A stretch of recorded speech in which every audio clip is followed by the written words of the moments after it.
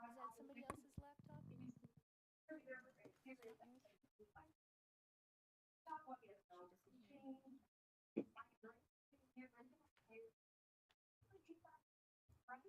Colleen, that's me. I'm here. She heard you. She said I'm here. Can you hear me? Yes. Yes, Colleen, are you running some sound in the background? I'm hearing you guys echo. Yes, it sounds like your microphones are back on. Yeah, you need to shoot this way. It might be your phone. Switch to phone. I did it. You. I just to talk to. I still have to. Just you. I won't talk much. Well, get your microphone, Karina. Just use your microphone. Any questions for Jay? I do not. Mr. Maria? Ms. Braccio? Thank you. I have a couple. So, Jay, in looking at the decision, one of the conditions was that no exterior lighting was proposed at this time in the project. It's subject to the understanding that lighting levels will not go beyond standard safety requirements. Any proposed future exterior lighting will require modification to the site plan with the planning board in accordance with Town Code 174-12-1 outdoor illumination. Is that still valid? I know we had a site visit, and thank you for that. That was one of the questions I had asked, and I was told by the applicant that that is covered by Dover, and the planning board has no say as far as exterior lighting. So there's nothing about the operation. Can you guys please speak up? It's not very loud in here. There's nothing inherent in the Dover Amendment that excuses anyone from the process of going through site plan approval or a special permit process or anything like that. You have to comply with it for this type of use. There are some Dover Amendment uses where you can't even do that. This is not one of them. Educational, you can require that process. The scope of that review, however, is really limited. So we can look at certain things, and the planning board members that were around the first go-around will recall that one of the cautions that I had is that if you're imposing conditions of approval, that it should relate to one of the few subject areas that you can regulate under Dover. One of those is parking. So there was a significant amount, there was a few other issues, as I recall, where we were talking about the front of the building and imposing conditions, and we kind of peeled back from that. I think we were a little more cautious on that. But we did impose some conditions in and around issues on the parking lot for drainage, for just the basic adherence to landscaping, materials, all those kinds of things. So if lighting a parking lot was an issue, I would say that that is something that we could certainly regulate. However, I don't know what else we would have the authority to regulate until that proposal was before us. So any applicant for a use that might be protected by Dover that has to go through site plan review still has to go through site plan review. So I'm not aware of what, if the lighting was towards the front of the building and it was all captured through zoning, it's very likely that we would have very limited authority on it. If it was illuminating the parking lot, then you would have authority likely to consider that. But we're not ever required to guess. Applicants have to go through a process. Okay. And one of the reasons I asked that is as we move forward, trying to find a conclusion to this and for the permit, because of the lighting, one of the things that was agreed upon was the hours of operation being dawn to dusk. And so without the lighting, I just... Because they didn't propose any lighting, so the parking lot is not lit. Right. So again, these are binding permit conditions, so they're bound by dawn to dusk. If the addition of lighting is giving them reason to want to expand those hours, fair, Yep. then you're going to have to come in and talk to us. And probably, we would maybe want to consider things for security purposes and in and around parking, which is fair game, to consider does that lighting look like in the parking lot after dark? So. Okay. yeah. I'm just trying to understand with the Dover, and that was kind of a general question I No, was going to have for you as well. It's fair. Yeah. It's making sure that some of the conditions that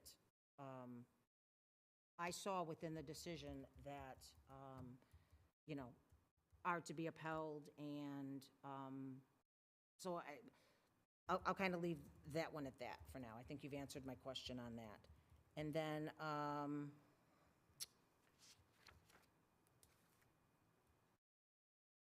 I guess most of my questions were just generally, I know the applicant had provided the applicant's attorney had provided a letter. And I just wondered, is this the right time, Mimi? Well, I'm asking Jay questions. Could you just kind of respond to that letter and your thoughts on the letter itself? Yeah, look, there's no mystery to how the Dover Amendment is received by municipalities. You certainly give up a lot of authority for general permitting matters when a Dover Amendment use is present, but you don't give it all up.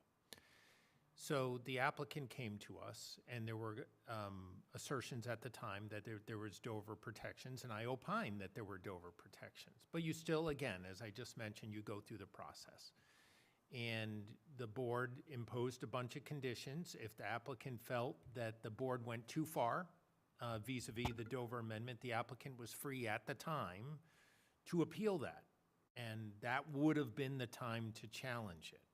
You can't later try and unwind that existing things, because you can't, I won't bore you with the case law, you can't seek a declaratory judgment saying that those conditions are wrong when you had a right to appeal them in the first instance, which they didn't avail themselves of, because I think everyone felt there was probably a good negotiation in terms of the conditions, and it still seems like a pretty fair set of conditions to me.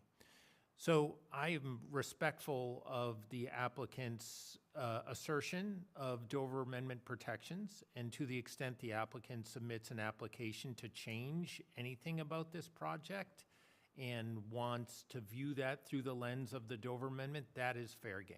That is free, and we would evaluate those changes if and when they were presented in a new application. However, it's not self-proving.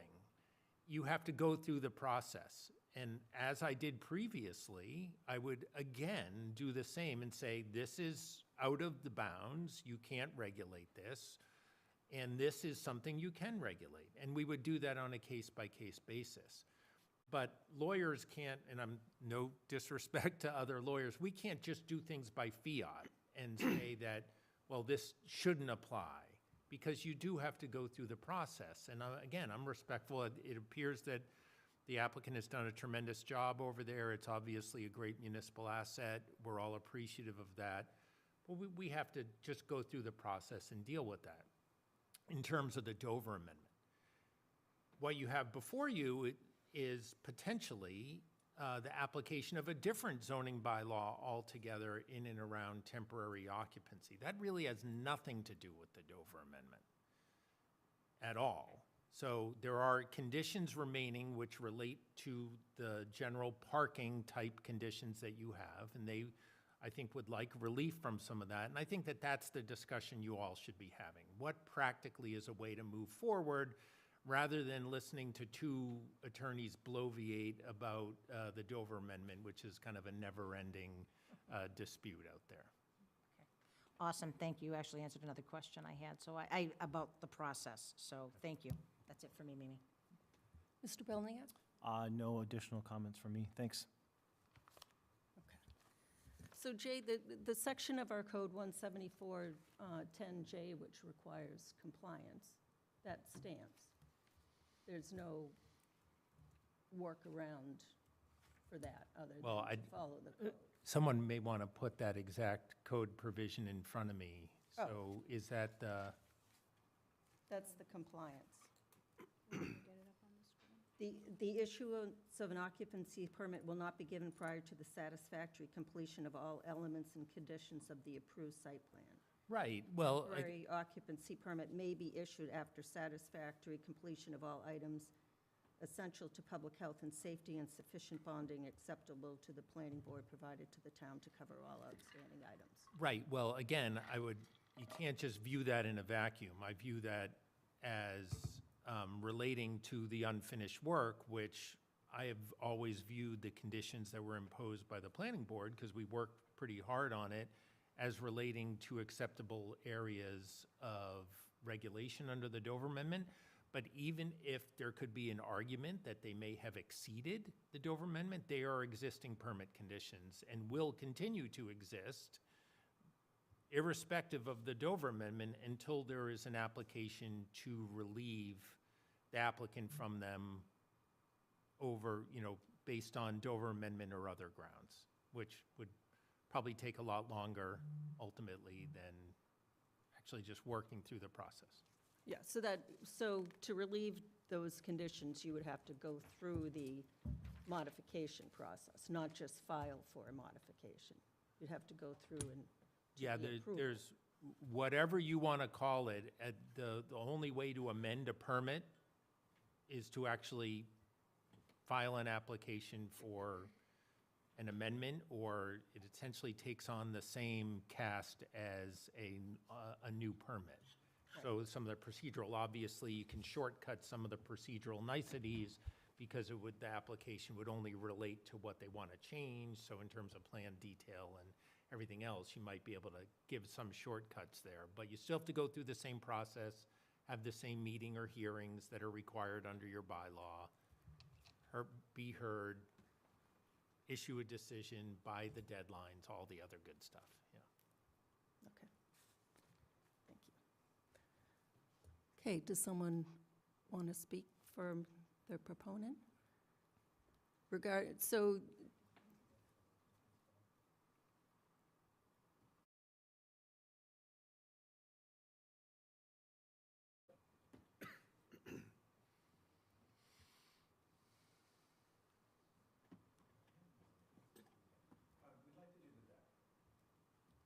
So I don't know what that is. The presentation? Oh, I haven't seen it. Did that come in? So is that in regard to site plan compliance, and that's what's on the agenda? I would have thought that the majority of this board would have liked to have seen what we've actually accomplished and what's also been accomplished in the parking lot. Okay. Is the board okay with that, even though it just came in? Yeah, okay. Colleen, could you share the presentation from the Dropbox? Yep. Michael, come up to the mic, please. No. Nope, we're all set now. We're all on. We seem For to now. have resolved our computer. So you need to introduce yourself. I'm Michael Weisson. I live at 189 Corderville Road, and I'm the president and CEO of the Southborough Historical Society. It's coming up, okay, it's coming. Coming up. This will take all of 2 minutes, so it'll be very quick. Technology. The technology part will take longer than 2 minutes. She's putting it up. Right, that's what will come up. You don't have to. It just takes a second to Yeah, load I because it's think so. 15 megabytes too. It's large. Yeah, I know. The other ones. I might have to. In my world, that's tiny.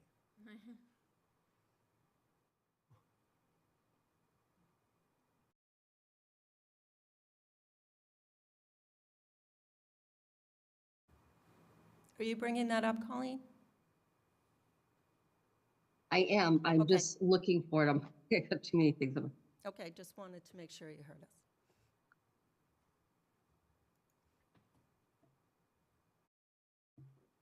Let's do sh-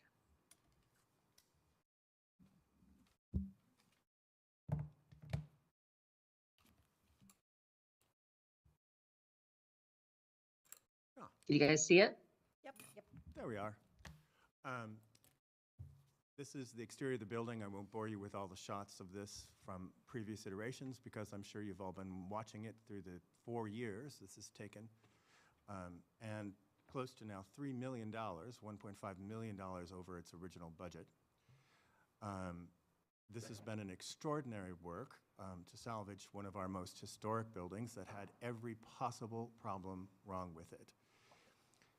It was sold by the town in completely decrepit condition. All the sills were rotted, the roof was gone, the floors had termites, asbestos in the structure, I mean, you name it. However, while I was chair of the Historical Commission and as a member of the Historical Society, we certainly valued the salvage of this building, as did John Della Pascoli, who acquired it from the town, and then we subsequently acquired it.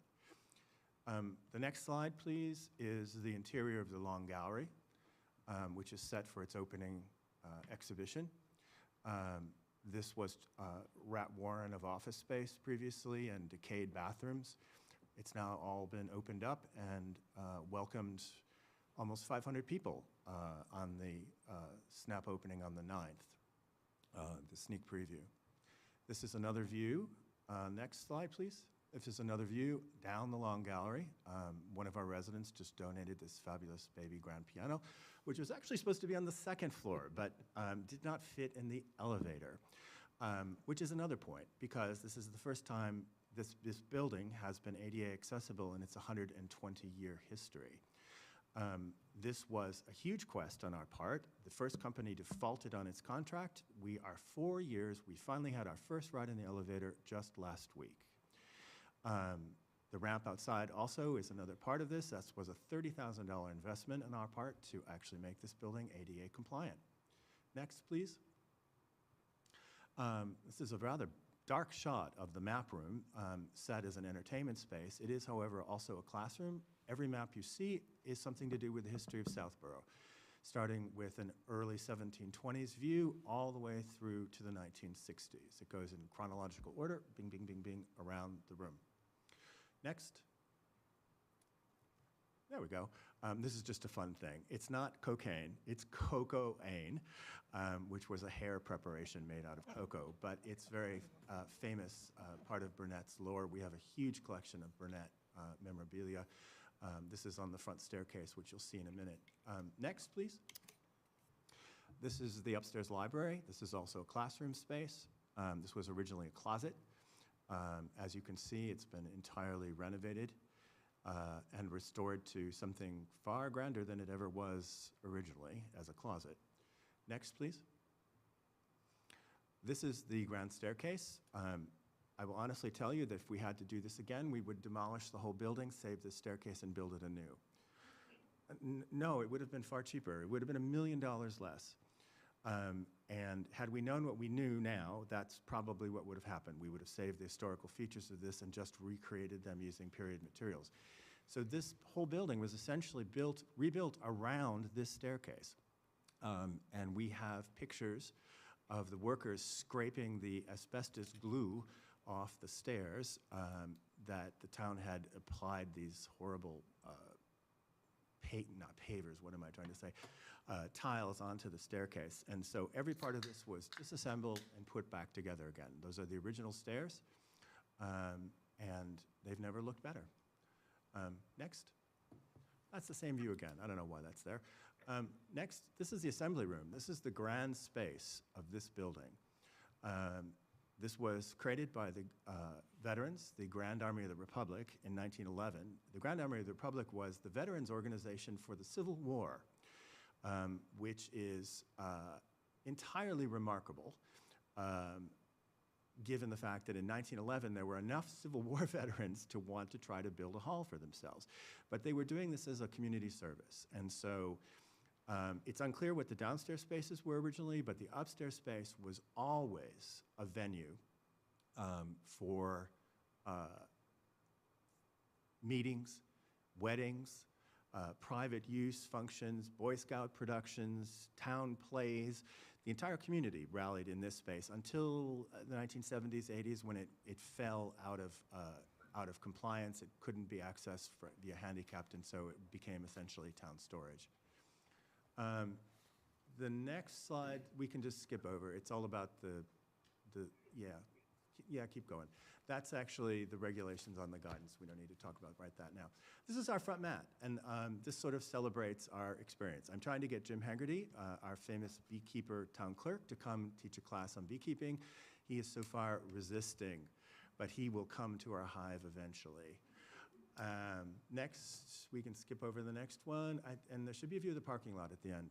Oop, keep going, keep going. Nope, that's it. Okay, well, there was, and I don't know, this is not the right deck, but there was a view of the parking lot which showed that we had in fact installed all of the elements that we had claimed.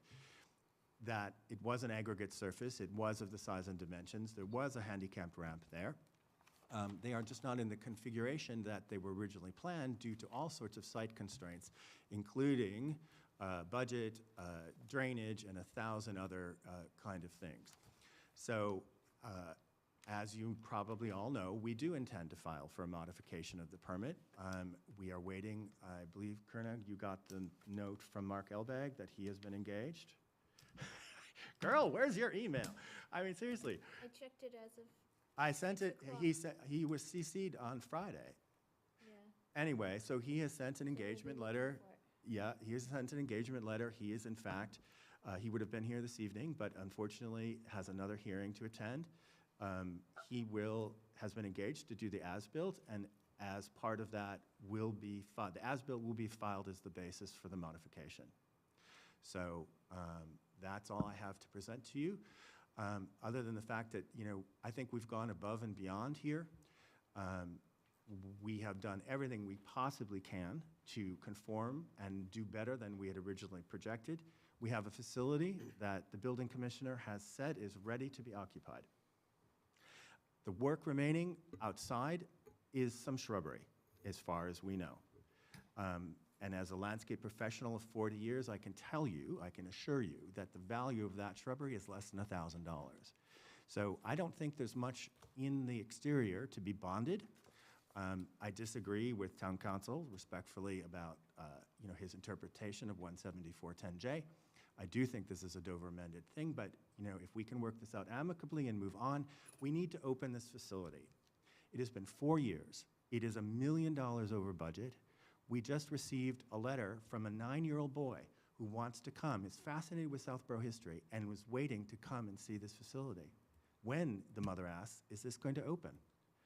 We'd like to open it immediately, and we hope that you will facilitate that in every way possible. Thank you. Thank you. Ms. Houlihan. Thank you for presenting. Appreciate the internal view. That has nothing to do with planning board. Our purview is not the inside of the building. While it's beautiful, we still had the domain on the outside. From my perspective, I've just seen nothing that shows where you are from the site plan that we approve. So I think my only perspective would be, I would love to have you get your certificate of occupancy. I just need to know where you are. I was not able to make just let me continue, please. I was not able to make the site visit, and so I do think it would be helpful for me to hear from Ms. Luttrell, you were there, Ms. Bracchio, and Karina, relative to the site plan conditions. I think we as a planning board would love to help you. I'm not trying to stop the Historic Society from opening. I just want to make sure, unfortunately, we're always challenged. We provide site plans, and it's very hard for people to comply with those site plans or to proceed with as-builts. We're just asking to see what has been done. I've seen nothing, zero. I've seen the internal. I've seen nothing outside except for what I see when I drive by. Since my purview is the outside, I need to understand what's been done on the outside, which was approved in 2023. You had the opportunity to negotiate and discuss. I was there on that meeting, the several meetings. We talked about it. It was a good negotiation. We all agreed. We agreed to what we wanted to do.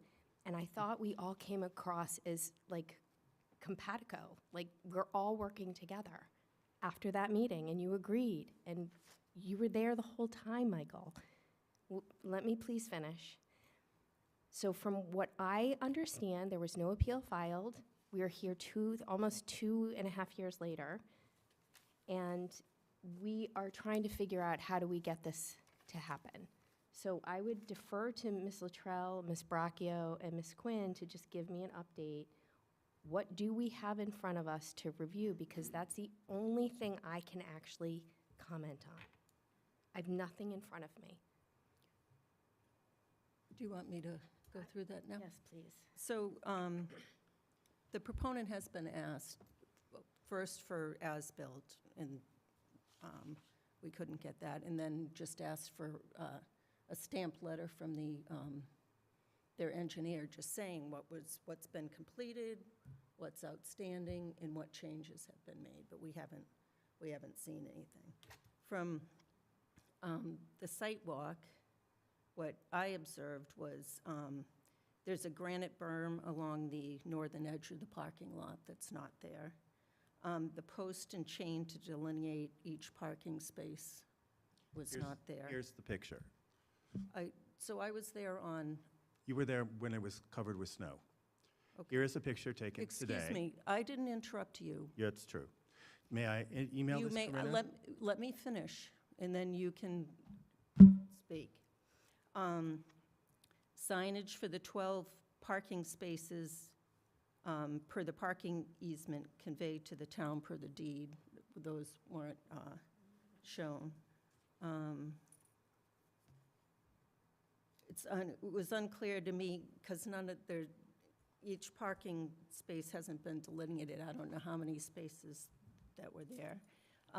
There was supposed to be an asphalt apron in the northeast corner of the parking lot. I didn't see that. The accessible parking was missing signage, striping, and I didn't see a walkway to the ramp. And then the landscape hedge. And then there were some changes. On the north side of the building, it was supposed to be lawn, and it's now paved. There are wooden posts along the east side of the parking lot that I guess our lights are going to go there at some time. The parking surface is recycled asphalt instead of the granite. So the town, per code, requires bituminous concrete, and we waived that at the applicant's request for gravel, but it's not gravel or bituminous concrete.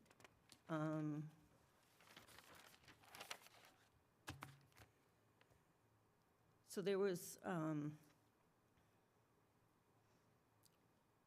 so the ADA ramp was supposed to be on the east side of the building. Now it's on the north side, and it's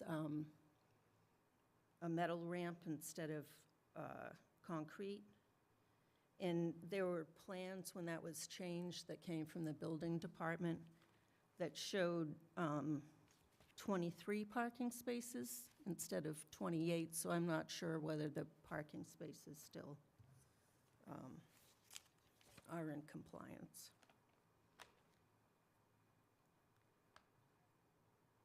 Maybe the catch basin, too. In the catch basin. We were trying to find that catch basin in the corner. It's not paved over, is it? That's a Concom thing. I did email you the picture, you should have it now. Yeah. Well, drainage is under planning, too, just so you know. So that's what I It is in the observed. parking lot. So, let me get this to Colleen and see if she can launch this up. Colleen, can you, share that photo? Did you send it to Colleen, too? No? Okay. Is it coming in email? Now I'll forward it to you. Hold on. So I guess, I mean, what I'm hearing is that there's a list of what we've asked for in a set of conditions that was agreed to. There was no appeal.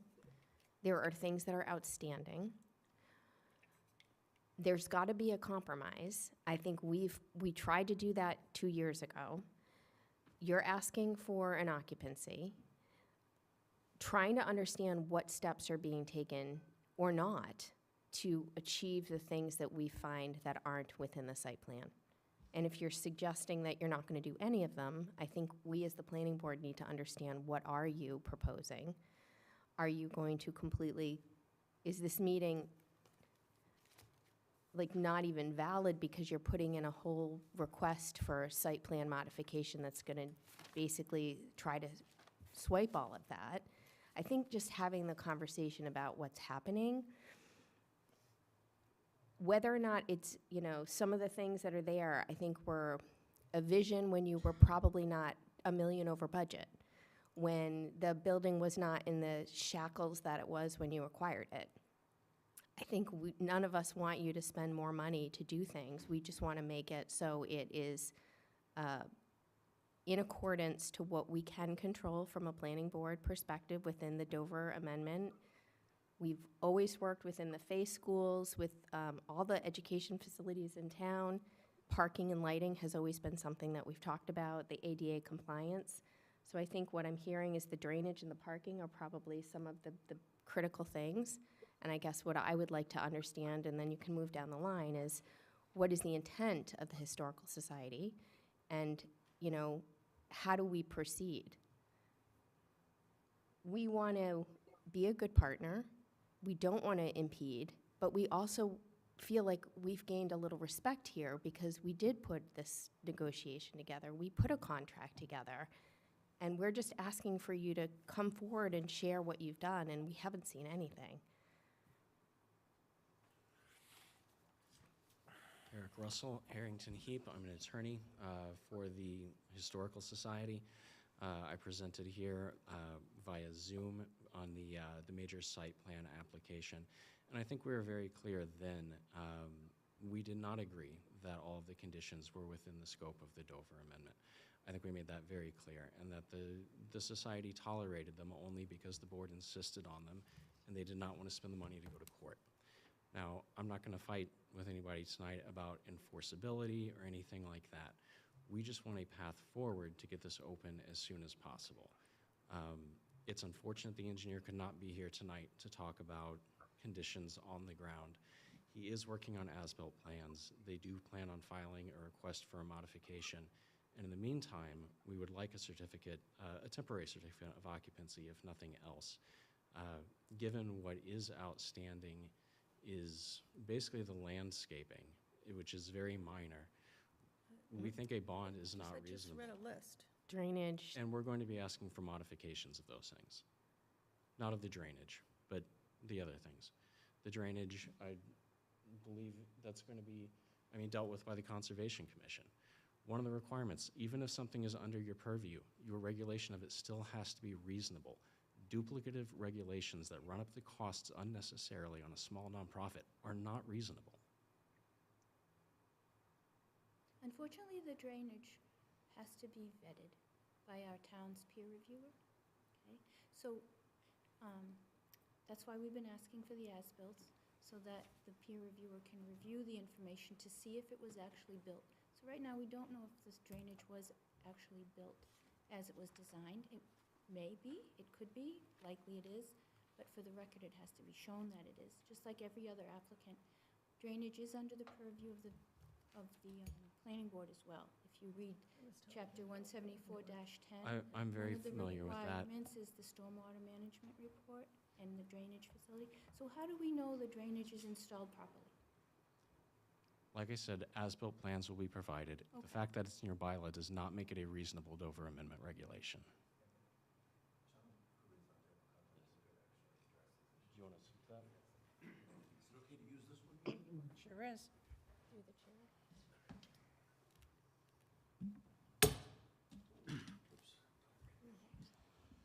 Good evening. Is this on? It is. Okay.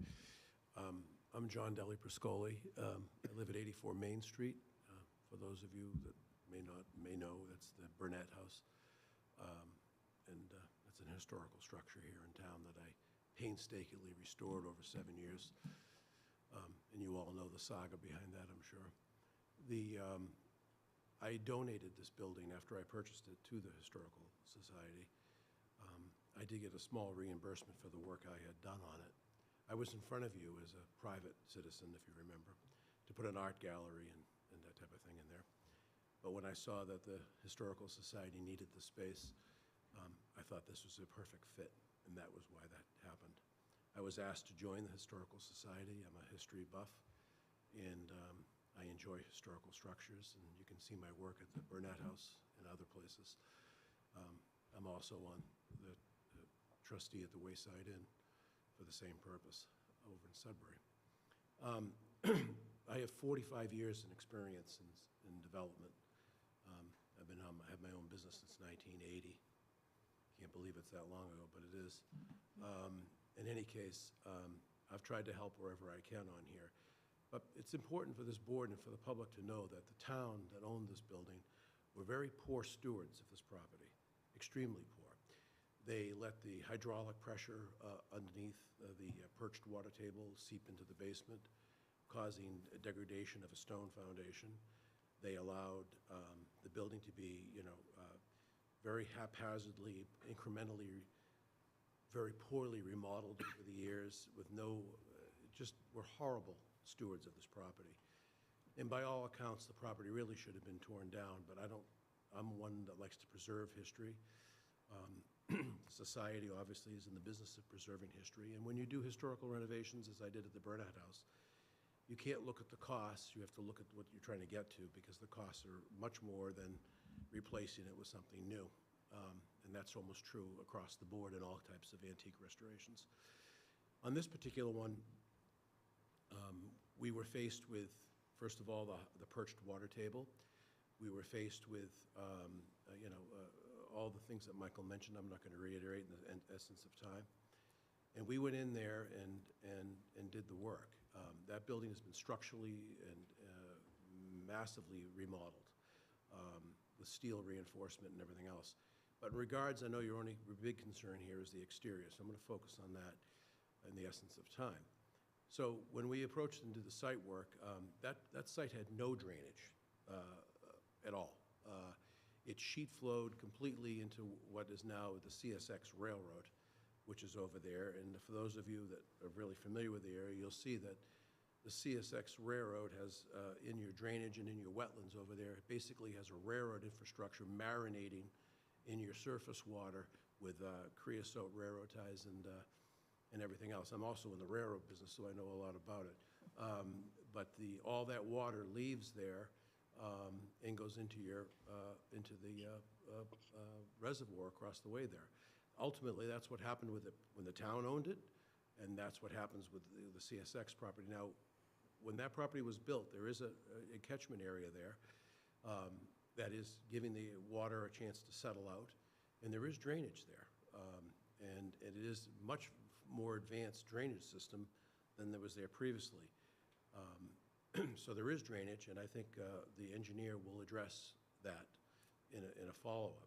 So there is drainage. As far as the material that was used in the parking lot, there is gravel there, and that is, I processed the gravel that's in there. It's a combination of gravel and recycled asphalt, pulverized and run through a crusher and a screener, which I provided at no cost to the society, and trucked it in there and everything, and spread it. And that's a great way because you're getting 100% pervious there. So you're not only you're getting surface runoff there into the drainage that was provided that we built, but you're also getting ground recharge in there. So I don't think there's any issues with the drainage. I'm not a civil engineer, but I've been in this business a long time, and the drainage is vastly superior to what was there. As far as the changing of the ramps and things like that, those are typical site changes that have to be addressed and done. I think when you look at what's there now, it's so vastly superior to what was there prior.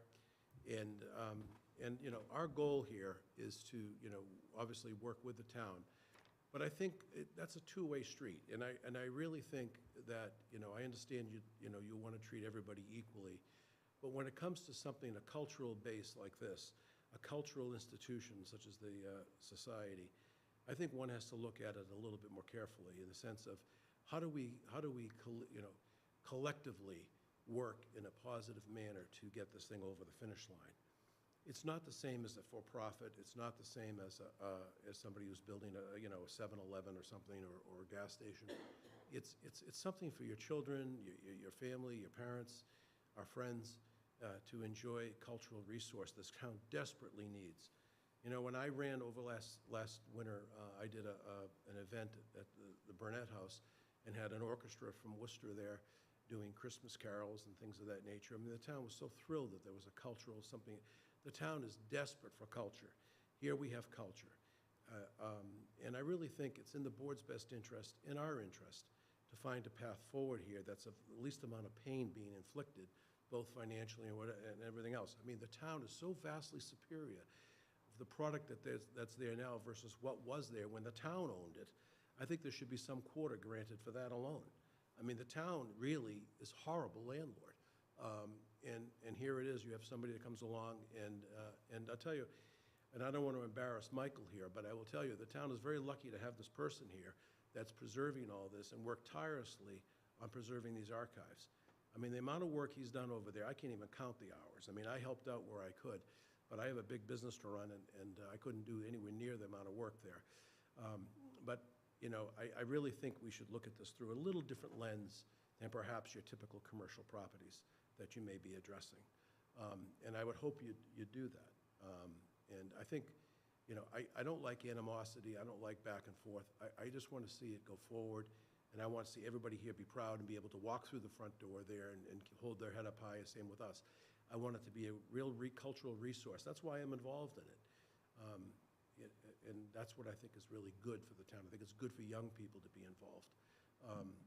So I don't think there's the amount of, you know, you have the stack of issues that you mentioned, Madam Chair. Those issues really don't amount to a hell of a lot, because when you really look at what's on the ground and what's there, it's really okay what's there. Yes, there's some changes. We're going to document those changes. We're going to give you the technical backup for those changes. That I can assure you. I don't have them tonight, but we have the engineering re-engaged to do it. And those can come through the process that Mr. Talaman had mentioned through an amendment or whatever you think is appropriate. But I think, you know, showing some good faith here, I think we should agree to bring those changes forward in the proper format for the engineering, and I think the board should be willing to back us up on a temporary occupancy permit. It still gives you a further bite out of the apple once the you know, changes come forward and for discussion. You're not signing off completely, but you're giving Michael a chance and the society a chance to move forward, and you're giving yourselves a chance to relook at this in a civil matter. I just think what's been done here is such a wonderful thing for the town, and I think it should be looked at through that lens. I really do. I think it's important that we do that as a community. So that's all I'm trying to say. I'd like to set the tenor like that. I don't like negativity. I want it to be a positive thing. But I think one way to bridge that, let him have his temporary, support that, with the understanding that they're going to come in with some changes and some clarifications, and have a meeting of the minds going forward. That's what I think should be approached. But I did the site work, most of it, and I will tell you that, you know, it's vastly superior to what was there. Is it 100% of the plan? No, because it couldn't be. And that's not uncommon, that you deal with site conditions and things that require changes. But that's where we are now, and I think you're asking, Marnie, you were asking for a path forward. I just think that's the path forward that would keep things moving for everybody's benefit. It doesn't, you know, cut you out of the picture, and it lets him move forward. That is kind of a bridge, and then we get to that point, and hopefully through the next hearing, we're able to address all the issues and make sure that everybody's on, and then we'll wrap it from there. That's basically how I see it, but I just wanted you to know I did the work there, and that's what's there. Okay, thank you. Are you all set, Marnie? Just a comment. Thank you for that. I agree. It's a community, it's a culture, it's a beautiful facility. This is the first time I've even heard any feedback on what's happened on that site. So also be respectful of my elected position. The town has asked me to help keep properties in better shape and not be in this shithole. Sorry. In the way, I apologize for that, in the way that it was originally found. And that's our job, and that's what on-site as-builds do. That allows us to mediate that, and I feel like my hands have been tied because I don't have any information. So thank you for the information. Let's let everyone else go. Can I just respond to one thing real quick while this is fresh? I just want you to know that, as you said, the property was in deplorable condition. Sorry. You took a And shortcut. that's fine, but I will tell you that I don't think anybody in the public, okay, would for one moment say this board hasn't done its job when they look at what's there versus what was there versus what's there now. So I think you've done a good job at it. I think there's been a communication breakdown. We're here to repair that. We're here to be partners, not adversaries. That's the way I like to approach things, because that's the short way to the goal line, you know? But I think that nobody in their right mind in this public that's watching this TV show here tonight would ever say that you haven't done your job when you look at what's there and that you had input on that versus what was there. So, anyway. Mr. Maria? No, turn me off. We're all covered. Oh, we're normal We're now. all covered, okay. Thank you for joining us tonight. I just want to say what a tremendous job the Society's done. I've attended both the open house at the beginning of, was it December, and also the site walk. So I've also driven by, and I've spoken to Michael Weishan, as well as the conservation agent. So I just want to give you my perspective, because I think that it's time to get to the finish line on this. I have 5 things on my list. 3 of them I don't think we can do anything about tonight. One was mentioned about the signs. This, obviously, the signs are not going to be put up right now. And shrubs, as also the ramp. There is already a ramp. I know that I think the plan called for a concrete ramp, but I would say due to the weather conditions right now, signs, shrubs, and ramps are not going to be put up. So I'd be willing to just say, let's just put those to the side for now. I think they might come back into the picture, but I'd like to focus more on the parking lot and lighting. So on the parking lot, I did speak to the conservation agent, and I was able to find a letter dated back in April, I think, 2023. And essentially, that's when the society was going to the Conservation Commission to ask for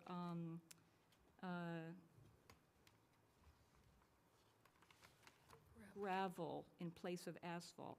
But what the letter mentions is that the commission had already approved asphalt. So I asked the conservation agent, does that mean asphalt is approved? And she said, yes, it is approved. However, of course, she would need to know the nature of the change. But she said, because it's already approved, there was a discussion back in April 2023, and,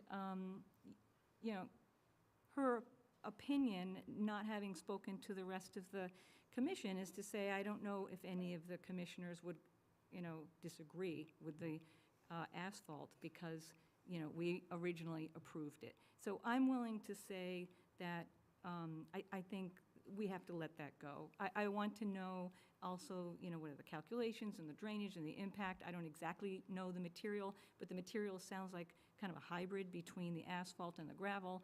And I think that we have to be reasonable. I'll let you know from just standing and walking into your building, I was amazed that it was there because I was fearing, walking on a bunch of rocks, to be honest.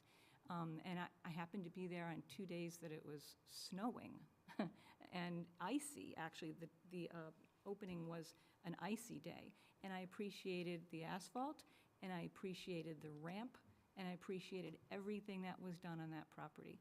I did want to ask about the lighting, because at the site visit, I saw the lighting in the back of the parking lot.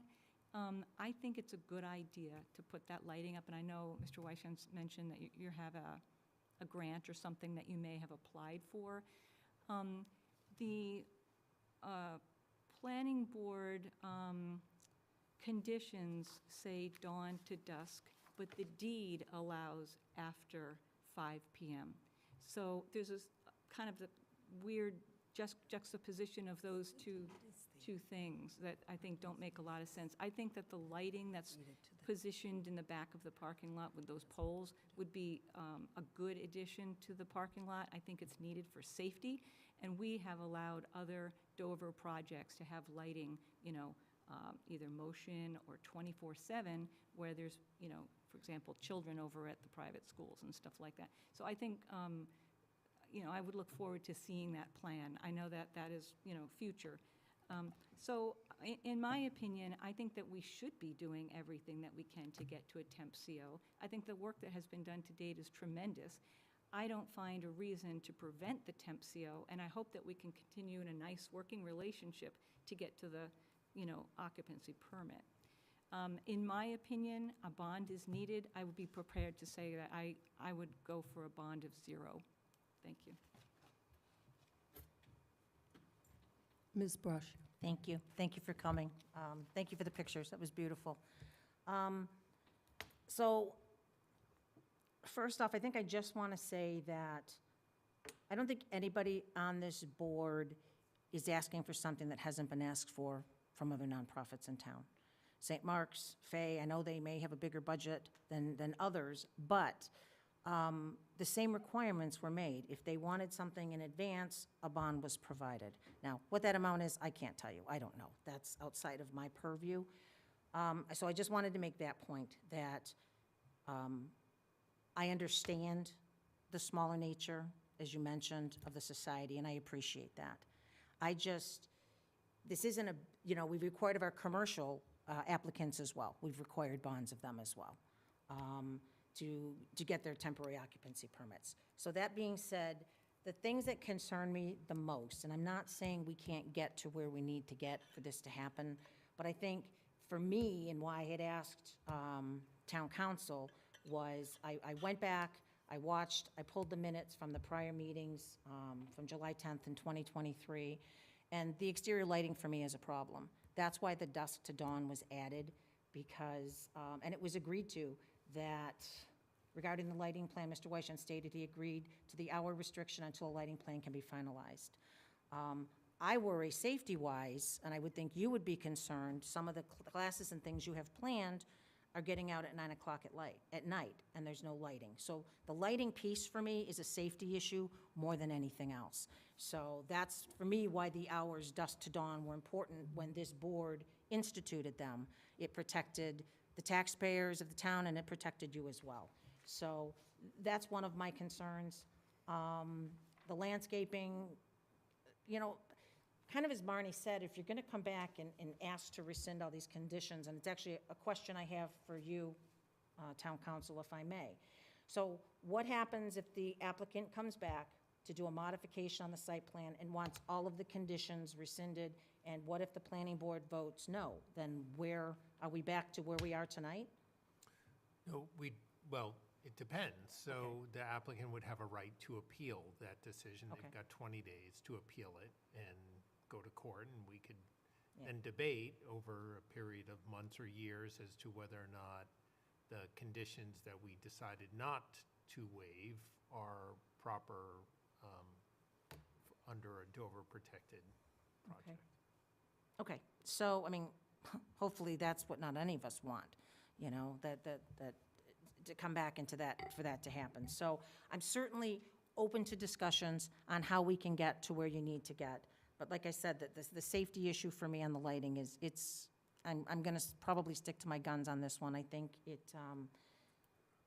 it benefits you, and it benefits your people that may come to your classes to go out into a dark parking lot, especially in wintertime, which was why this was said. If it was summer, it'd be different. You could go till 9 o'clock at night, Michael. And We are putting up temporary lighting, you know that. I didn't know that. We don't know anything. There's these posts in the back, and there will be temporary. You said it at some point. No, next week.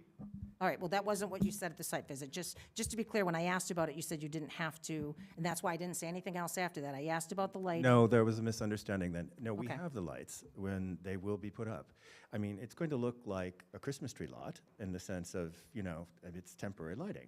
But it will be lit for the first time, I will point out, in its 120-year history, including all of its town occupancy for a century.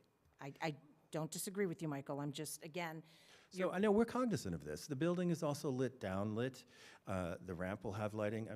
Obviously, we don't want to have someone fall down and be sued. absolutely. So, as the director of this, I'm aware. So there will be lighting before anyone is in that building in the evening. And just to bring it back real quick to what we're talking about right now, I think, you know, the lighting discussion can come up in the context of a modification, but I don't see that as being something that relates to the TCO or the, you know, the bonding at this point.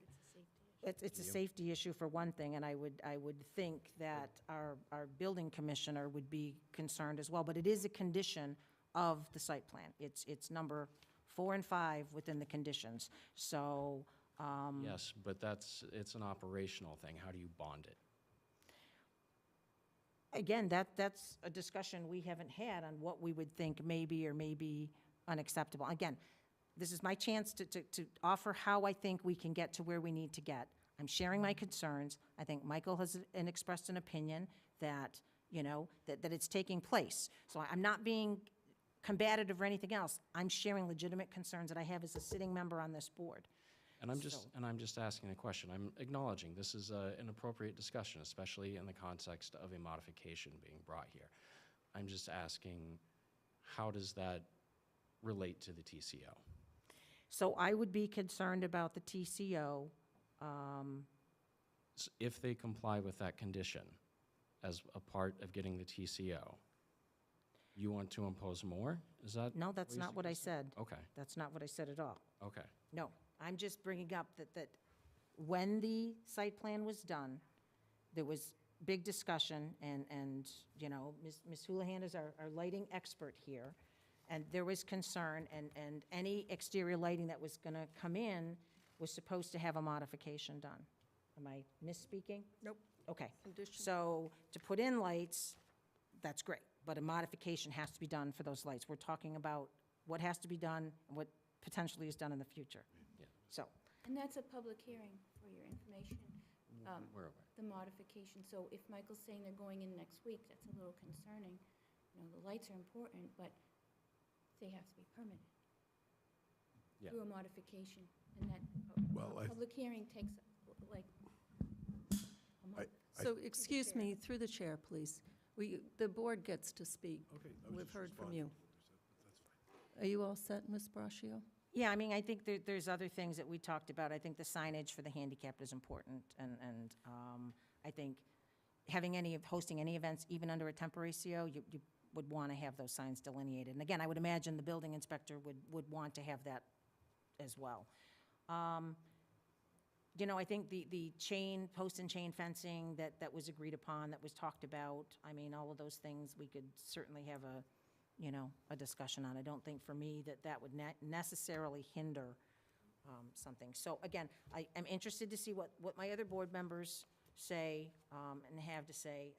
But again, I want to work together to find a way to do this, but there are certain things I think have to be met. So I will just stop at that. Mr. Billiniak? Thank you. I have the benefit or drawback of not being as close to this as my other fellow board members have, so I don't have as much storied history. But what I'm kind of interpreting is that a site plan was brought forth, it was reviewed, so some stipulations were placed on it. Either you agreed to it or chose not to appeal them for various reasons. Time has passed, costs have increased, much work has been done, and now you're looking to get a temporary CO to execute on the vision that is the Historical Society. Great. I think you said it earlier that it seems like there's been a bit of a communication breakdown. I would echo that. It also seems like there maybe has been a bit of an execution breakdown, because as changes are made, yes, we're going to show as-built, but it sounds like some things were done without the knowledge of the board of them happening. Great that your engineer is being re-engaged. I think we look forward to seeing those. But beyond that, I'm a bit stuck as to whether we say yay or nay for what needs to happen for a temporary CO. I will say anything that's safety related, lighting, things like that, absolutely. Beyond that, I'm probably going to defer to the expertise of the rest of my board members. So thanks for the opportunity to comment. Thank you.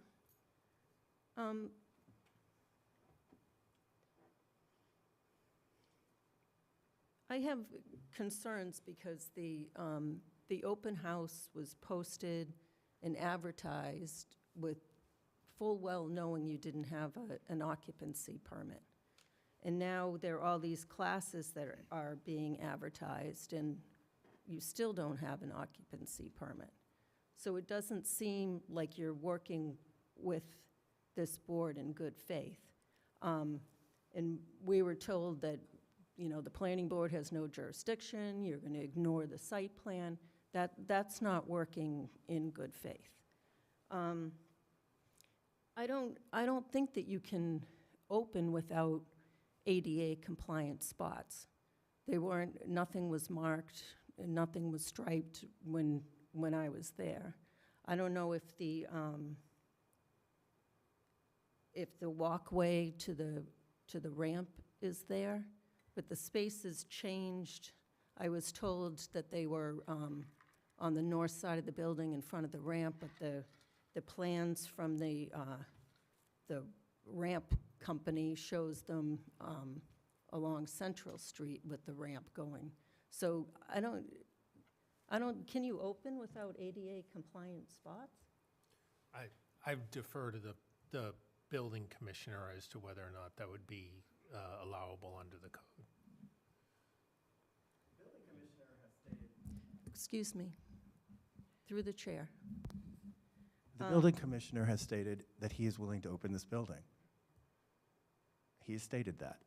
So there's really no question. Unfortunately, he was not able to be here this evening. We had asked him, and he said he was going to be here. But, you know, so that's, I don't know what else to tell you, which is the basis of our optimism about opening.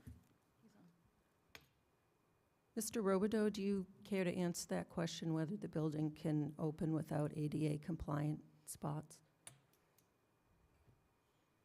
Yes, hello, everyone. Yeah, Mike's got a couple of minor things to do. We have ADA accessible parking and an ADA accessible ramp. He just doesn't have the sign up yet. And he's working on getting that done. So again, he wouldn't get a full CO, but for a temporary CO, he can put the sign up against the building. I mean, everything else is there.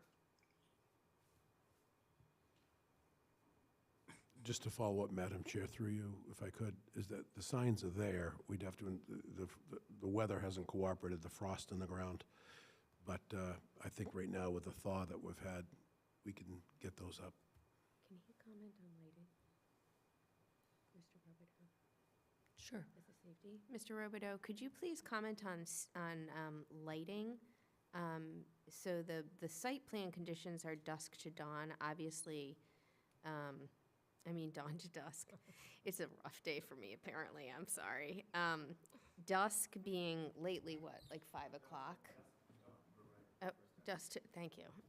So dawn is like 5 o'clock. So when sun sets, making it pretty dark without other exterior lighting.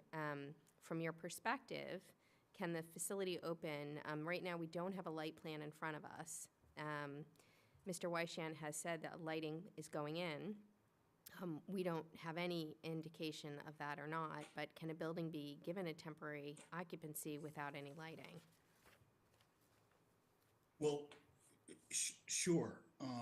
You know, again, there's certain lighting requirements in the building code, and that has to do basically with egress. It's exit access, exit and exit discharge. But beyond that, there are certain requirements and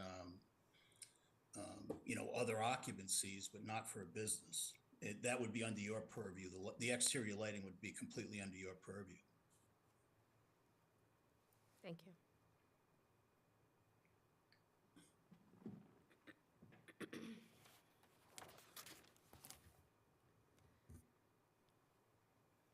So I think that there's enough left that there should be some bond in order to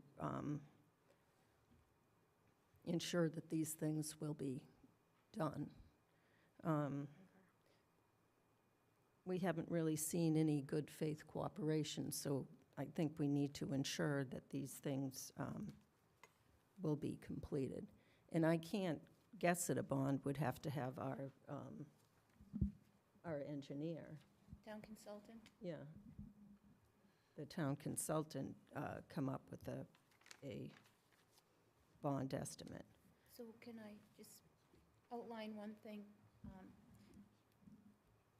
What usually happens with a site plan approval?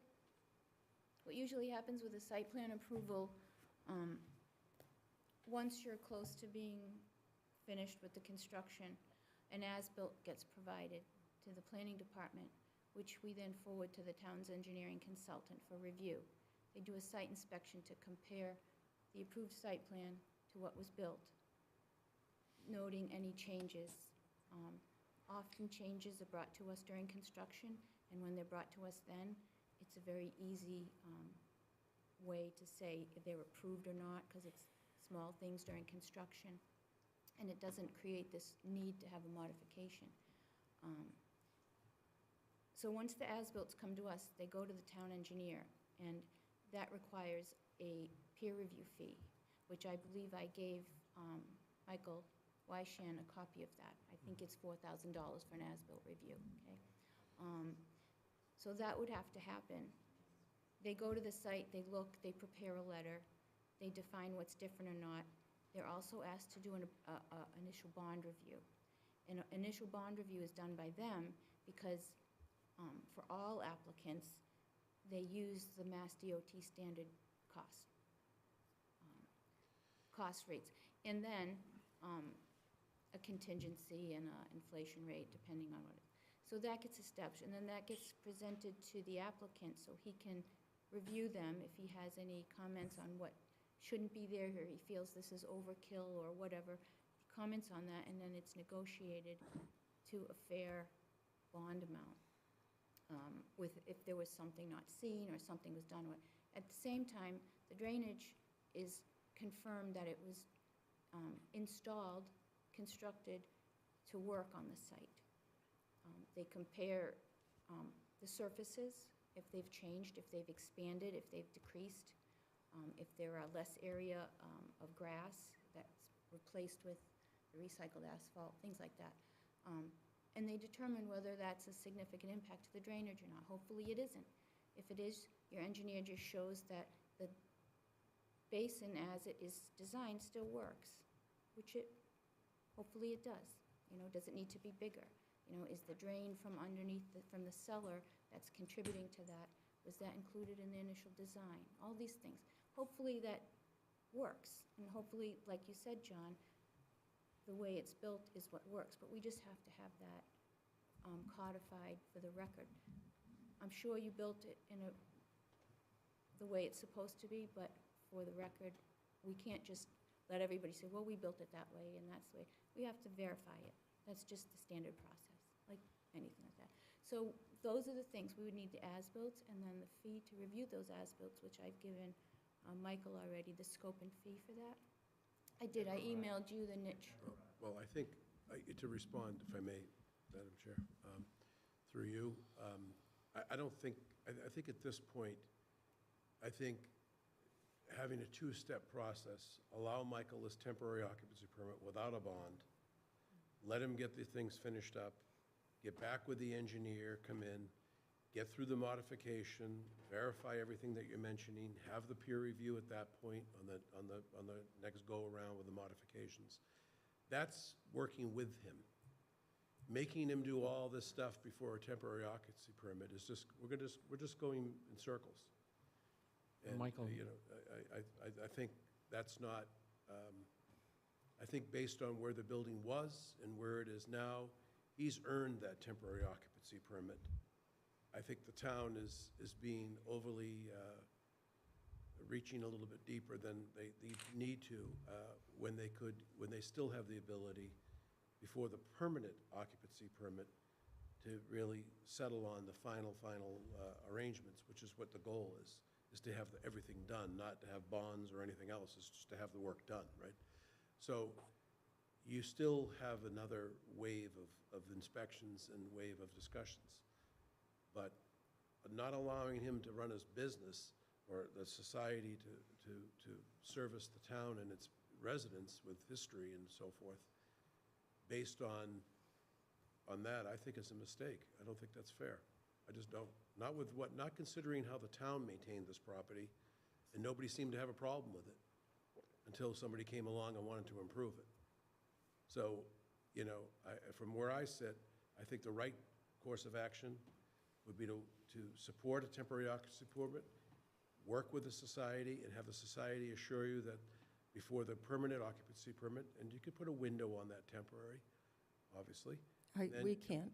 Well, Mr. Robino can, and we can agree to it.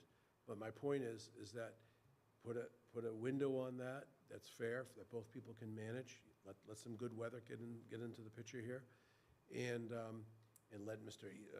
Elbag, who's the engineer, wrap up his situation so we can address what you mentioned, Karina. And that's the way to work together. And you have the ability, before he gets his temporary permit, I mean, you're still in control. I mean, you're not giving up anything. You're just letting somebody move forward. I mean, he's earned that with the amount of work that's been done here. I mean, anybody looks at that I'd like somebody rationally to tell me why he hasn't earned that. I don't see it. And he did submit multiple requests to meet with this board through November and December. He has tried to come into So and he has let me not been clarify. on the agenda. He wanted to come on the 1st. We did not have a meeting on the 1st. He was invited on the 8th and declined. Okay, but Madam Chair, I don't think that, okay, there's been a lot of back and forth, and I'm not, you know, from where I sit, I don't think that gets us anywhere. Whether, you know, if there's some right on this side and some wrong on this side and vice versa, that doesn't solve anything. What solves the problem and moves the ship forward is give them support the temporary occupancy permit with some conditions and some timeframes, and let him get back with you. He has every intention. I know, because LBAG is through me, I know he's been engaged. I'm telling you right now, okay? So give him a chance to catch his breath, let him get his business off the ground. The town has, and I agree with you, Ms. Brascio, that, you know, safety is paramount. That's with every business, and I don't think that's unwarranted. But what I'm saying is you got to be reasonable here. You know, the town is, okay, well, I don't think any deal really works unless both people aren't 100% happy, all right? And you know what I'm saying? I mean, everybody's got to give and take a little here. So You're getting the ability, you're getting the ability to have another bite out of the apple here. Holding him up now, what does that do? It gets us into court. Is that what we want? Well, so it complies with our zoning code, first of all. Second of all, you say give and take. So what is the give? How is the town protected? Well, the TCO absolutely can be issued in accordance with your zoning bylaw. The give is, it is a TCO. They will have to come back, and they are going to be coming in for the modification. You're going to have multiple more opportunities to look at this. Wouldn't it Do be you simpler just to see a path submit forward, as-built? Jay, that the town is protected? Well, a TCO is just that. If you gave a limited window TCO and determined that whether it was a nominal bond or no bond, the leverage is the time. And so if a TCO was to April 1, But can we determine that? I think you can state that and give Mark guidance on this that says that without additional security, compliance is extended only until April 1st. I mean, Mark is on the Zoom. I think he would honor the duration of the TCO to get this stuff done. Madam Chair. Mr. Robideau? Yes, can you hear me? Yep. Okay, yes, I would absolutely honor whatever you guys decide tonight. So if we decided tonight to issue a temporary C of O until April 1st, and then either the modification had worked its way through or the incomplete items had been resolved by April 1st. Yeah, and before I issue a full CO, Mimi, I would also say that I would want something from Karina that says that the planning board is satisfied and you're okay to issue a full CO. But, so just the ADA spots need to be marked, correct? Yeah, so it is a little, I think the confusion is that, we had mentioned that it wasn't handicap accessible. It is an accessible place. It's just that he doesn't have the signage up, and it had to do with it was gonna be, I think last week, and with the cold weather, I think he was having some issues. That's what I had mentioned, Madam Chair, about Yeah. the frost. And I would just ask, before we get too far ahead, I would ask for May 1st, only because of the weather situation. We're in the middle of the winter here. April can be a very soggy month, April 1st. I mean, there could be snow. I think, But maybe revisit it on April 1st and see where we are. well, I would just think May 1st, and I think that's all we're at. It's just because of the weather. That's all I'm saying, not because of the magnitude of the work. So John, I think the solution there, and I don't want to speak for the board, if they agreed to a TCO, but with a return date, so to speak, like come here and report to us on progress by no later than April 1, I think that's probably doable, where the applicant could advise as to where they stand with it, so we're not doing an 11th hour shuffle on May. Right, around I mean, May I 1. think that's reasonable. I just thought, Counselor, that, realistically, I think he could get to just about the goal line by May 1st. I'm not suggesting all to I'm saying. the contrary. I just think like But if having a single date for everything, having the window is probably a little bit better. And I think what I'm hearing a little bit from the board is they want to be part of this ongoing process. So even if it was before April 1st, if there was reports coming back as to checking off the items that still need to be done. The as-bilt's pretty important, I think, for us to clear the decks of things. The other stuff. And that's been engaged. Yeah. So, I mean, progress is being made. I know it doesn't appear that, but it has been. Well, if that's the board's, as long as we could, in good faith, give you an update with the understanding that weather permitting, we just couldn't do some of these items. So that was just me talking, there's the rest of the board I just that think May needs to- 1st is more practical, but I have no problem giving updates, every couple of months, in between. I mean, there's no issue there. I think starting a really solid line of communication would be a nice, fresh approach. Ms. Houlihan. So, John, I'd like to hold you accountable to that, because I will say, Mr. Weishen, I feel like it's a contentious relationship at this point. I feel that you don't trust us. I don't know if we can truly believe that you're going to pull forward with this site. John, you've made some claims tonight. My request that as an accountable party being on the board to be able to provide that communication, the open lines of communication is really all we are asking for. We just need to know what's going on.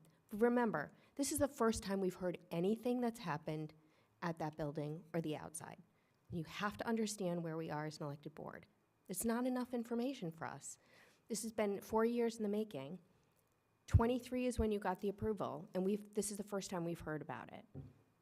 If you are agreeing, I would be fine with maybe waiving a bond, issuing a temporary occupancy, but putting actually a clock on a 30-day update. Every 30 days that we get an update on what's happened, whether there's nothing that's happened or whether there's something that's happened. You guys are in the know, just let us know. Vis-a-vis Karina or Mimi or any one of us that you feel confident in having those conversations with, so that we feel that we are getting the communication that we are due and it's respectful of our positions as planning board members. That's what my ask would be. And I would be okay with a May 1st, assuming we have a 30-day accountability. That would be my recommendation. With Karina, I assume, you mean, with feeding Karina. If you're comfortable with speaking with Karina, Karina is a fabulous person to be our voice. Yes, she is. She's a wonderful person. Mr. Maria. Oh, I agree with Ms. Houlihan. I'm okay with that as well. I agree with the weather I had mentioned, the signage, the shrubs, and anything having to do with the ramp. Well, as long as there's snow on the ground, it's kind of impossible. So I like the idea of putting up, if they have the signage already, especially for the handicap spots, if they can just be leaned up against something. I think I think that's important. I was thinking 3 months. 3 months gets us to April 15th, but I like May 1st because the weather's a little more, you know, you can maybe get a few of those extra things done. And I also would support a no bond. Ms. Braccio? Thank you, and thank you for the discussion tonight. I think this was good. What I am going to suggest, Michael, is I agree, and I support what Ms. Houlihan said, but I would just suggest that whatever lighting you're thinking of putting, have a conversation with Marnie about it. You don't want to spend money and then have to change because it doesn't meet whatever requirements it may be. So just have a conversation with Marnie, and that will go a long way, making sure that, you know, that requirement is met. Okay? So I would just suggest that, because again, I'm going to harp on my lighting thing again. I think it's a big deal. It's so dark at night now, even, you know, coming out. So again, I'm fine with the 30-day reviews, having a May 1st end date on this. I support that as well. So thank you. Mr. Belnier? Not much additional to add, other than that 30 days gives us roughly February 12, March 12, April 12. It's 3 updates, and then April 30th/May 1 would be, you know, the hour of reckoning, so to speak. So I'm comfortable with 30-day updates. Just know that that's only going to be 3 opportunities for us to sort of converse and figure things out. So hopefully steady progress is made. And then the only other comment I had is I don't know the specifications or requirements behind temporary signage, but could you buy a 5-gallon bucket, pour some concrete in it, and put a post in it for a sign? Like, locations of temporary signage ADA. seems like it's like really easy to solve. Yep. The fact that we've even No, I mentioned agree. it 7 times is 6 times too many. We have the signs. What about contingent upon filing a modification for the changes that have been made? And if there's any increase in site lighting, it automatically requires a modification. Yeah, I'm in agreement that a modification of site plan, it's your intention anyway. I think that's the planning of the lighting. You said it's your intention anyway. It should be part of the plan, so I would agree, that's part of that.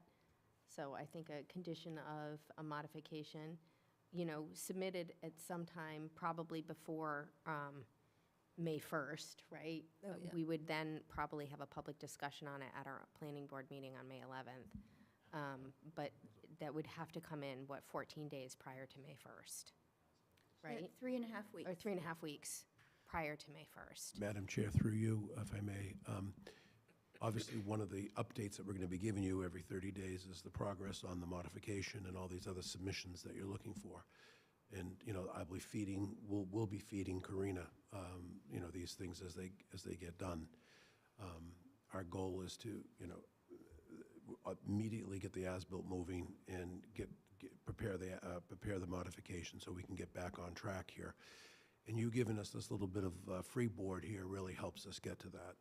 So that's a great, you know, we're making some pretty tight commitments on this side, and you're making some tight commitment. You know, obviously you're being very fair on your side, in my opinion. So I think that's a good bridge to start rebuilding the relationship and to see if we can get to the goal line here in a proper way. I think that's reasonable, and I did just confirm with Michael, the as-built right now, the estimate is 4 to 8 weeks on those, and, you know, they need those for the modification, but so that's the anticipated timeline for getting that filed right now. Okay. So is the rest of the board in agreement with the modification by May 1st? Yes. Okay. So before you make a motion, right? Before I make a motion, I'm going to ask Mr. Robideau if he's in agreement with. And I just need clarification on what the contingencies are. Yeah. For sure, okay. So, Mr. Robideau, if we sign off on a temporary certificate of occupancy based on 30-day report ins to the town planner on the status, and a modification filed by May 1st, would you be in agreement with that and uphold that? Yeah, in fact, what I'll do is I will, Madam Chair, I'll put that in writing as a condition of the temporary CO to expire May 1st and it can be revoked at any time if he doesn't go in after the 30-day intervals. Perfect. Actually, I think the modification would be needed to be submitted by April 8th, if that's 3.5 weeks. Yeah, you can. For May count 1st like hitting. 4 weeks. Right, Oh, and then okay. we're all in compliance. So I would say April 8th would be the date that the modification would need to be submitted. It gives you plenty of time for your 4 to 8 week window. Do we have to say that it's a complete application? Because sometimes we'll get an application and there's things missing, and it can't be, it has to be complete. Yeah, I'm going in to say order they're going to move be forward. talking to you, right, in this whole process. My guess would that you would get a complete application. Okay. I would add, if there's some bump and we run into some, third-party insurmountable delay or whatever, would come in and explain that. So, that's the whole idea of the 30-day reviews, is to. And I like the bucket with the ADA sign. I think those parking spaces really need to be marked. So it's clear to me, then, I'm just going to recap, that the planning board would consider signing off on a temporary certificate of occupancy, which will set to expire May 1st, with 30-day, a report to planning department, 30 days on the progress, a complete application for modification to the major site plan, which outlines the changes that have taken place, and as-built, okay, by April 8th, which is, if it's complete, it'll give us enough time to get you advertised and on public hearing, and then the ADA sign concrete bucket.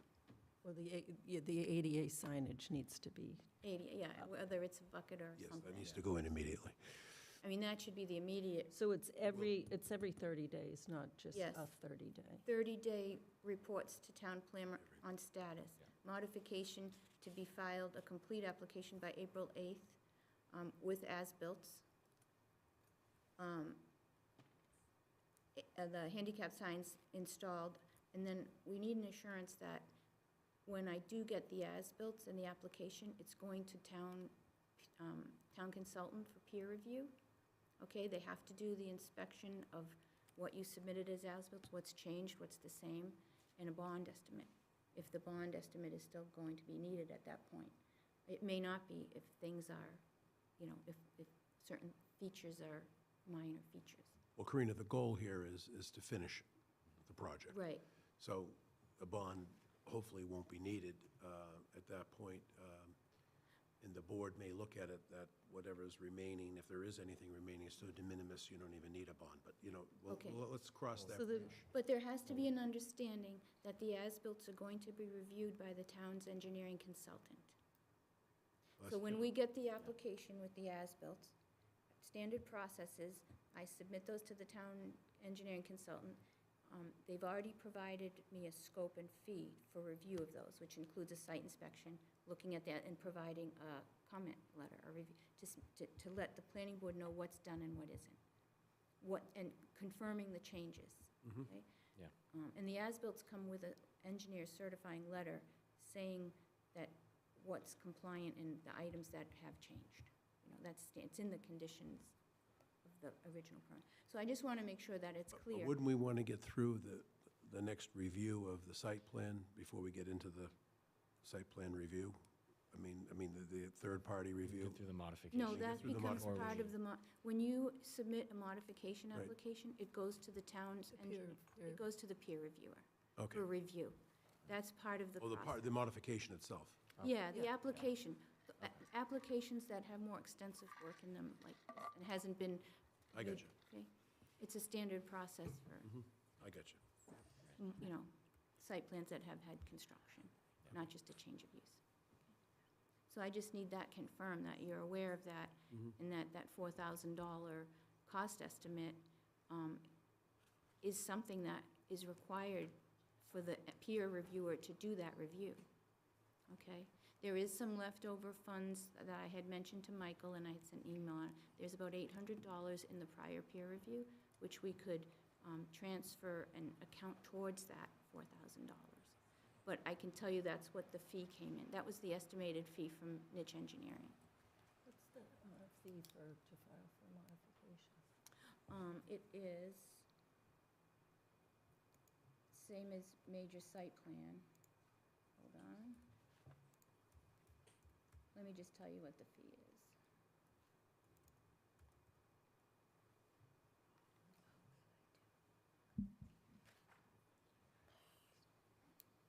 Hold on, give me 1 second, I'm almost there. It's not even 1% of the average. They're 1.5 million. Where did it go? It's a quarter of a percent. Yeah. I mean, it's not my money, but literally a quarter of a percent. Here it is. Fee schedule. It's on the planning board website. So a modification to an approved major site plan, the fee, application fee is $520 plus the engineering consultant review. So I would ask, Madam Chair, if as a reasonable thing, is there any way, that, I mean, we're going to agree to obviously paying the third party, because that's a third-party bill, that would, is there any way where we could just waive the other fee? I mean, just the nominal fee that, you have to pay, and then, we'll agree to make sure that third-party person is taken care of. I'm okay with that. Ms. Houlihan? I'm okay with that. Ms. DeMaria? Braccio? Yes. So we'll waive that, but Yeah. with the understanding that there will be the Yeah. consultant review. Yeah, that's a third party, it's not, Yeah. it's not fair for the taxpayer to pick up the tab, we understand. Okay. That sounds. Yes, you got all that? I'm ready. Okay. I'm ready to make a motion that the planning board allows the building inspector to issue a temporary certificate of occupancy for 40 to 42 Central Street with the following conditions. There are 30-day updates on what's happening by Paul and/or any other delegate on February 12th, March 12th, April 12th. If those times can't be met, that some communication be made. Modification to major site plan with as-built by April 8th, recognizing the town will waive the $520 modification to major site plan fee, but engineering review costs would be required somewhere in the domain of $4,000. That ADA signage installation happens prior to temporary occupancy. And I think that's all I had. With the temporary occupancy to end May 1. With the temporary occupancy to end May 1. Unless otherwise agreed. Yeah, unless extended. Yeah, well, you could make that request Unless in any otherwise agreed. instance. Yeah. And the other piece, just as your planner mentioned, that any residual money that's sitting there now would be applied to that, okay? Yeah, that's. And I think it's right around 800, but I'll Whatever. confirm that because I keep a record of all. Thank you.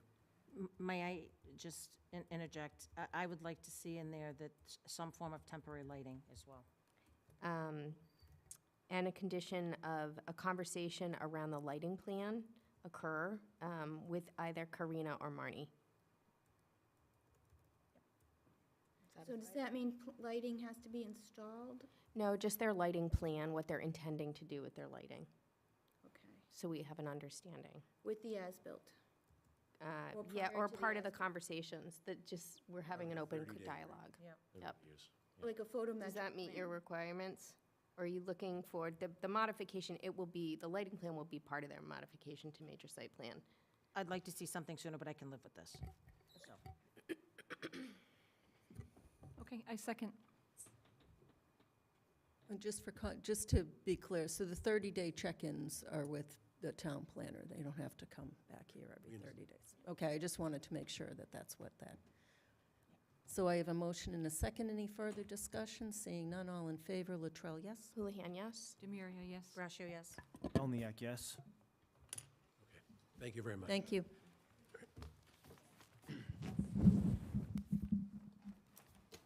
If you have any questions, give me a call. Are you going to stay for the next item? Talking quite a bit, I'm afraid.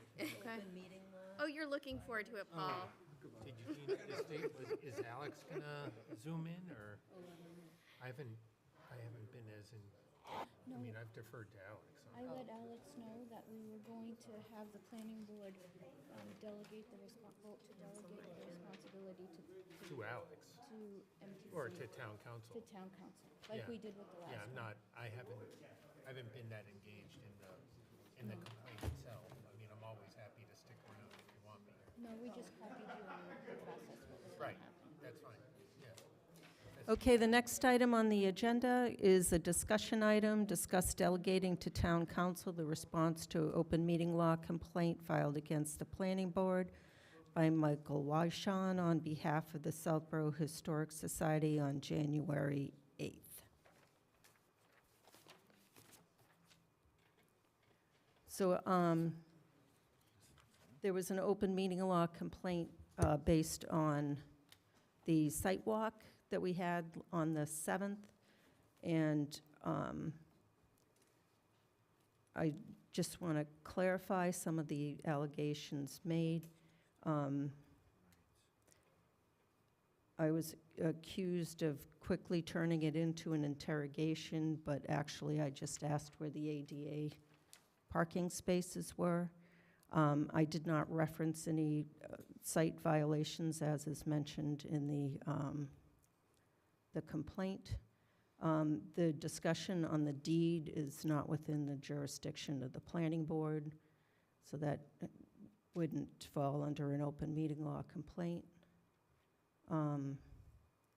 And my habit of spying on Southborough residents is also not within the jurisdiction of the planning board, so it's not an open meeting law complaint.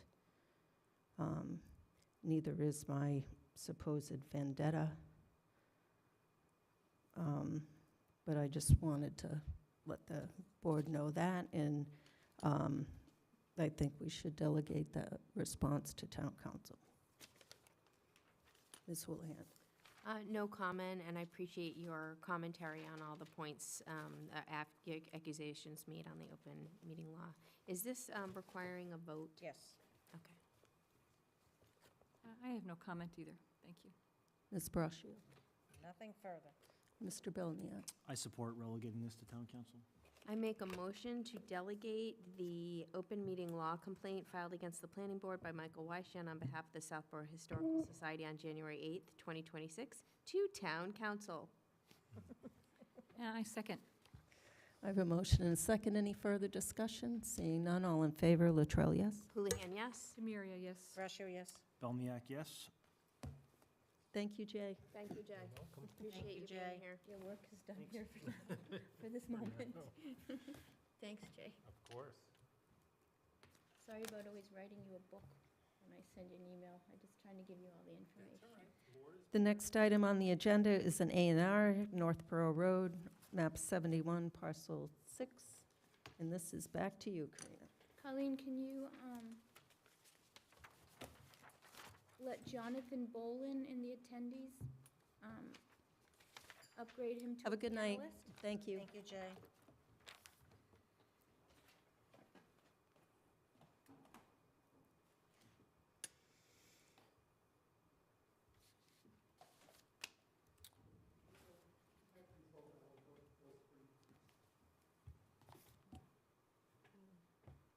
What did you say, Tim?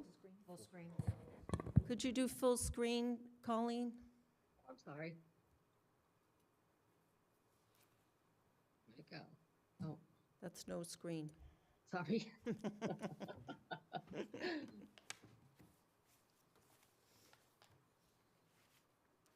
Okay, well, Colleen's getting that up. Did you there's Jonathan. Hi, Jonathan.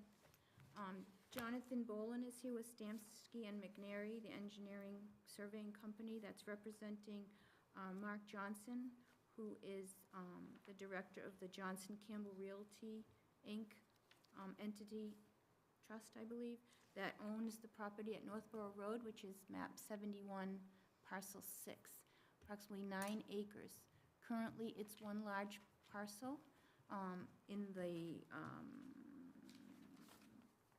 I believe it's Residence A zone. I just can't remember. Let me look at this one on the B, I think. Oh, residence, no, residence A, it is A. Oh, is A? Yeah, sorry.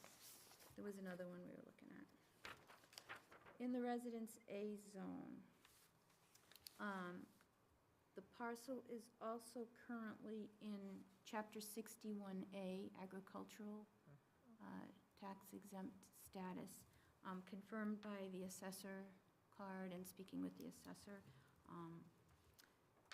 In addition, let me just see here. I reviewed the plan for completeness. Jonathan Bolin, who is one of the surveyors working on this project, made the revisions requested, showing setbacks, zoning table, adding a note that the property is currently under Chapter 61A. Also, there is a driveway for number 120 Northborough Road, which is the parcel that is kind of cut into the existing property. You can see in the top left corner, there's a small paved driveway that crosses over the property. I had him show that as well. We filed this with the town clerk on January 8th. We have, again, I vetted the information to the best of my ability. I reviewed the deed references, the notes.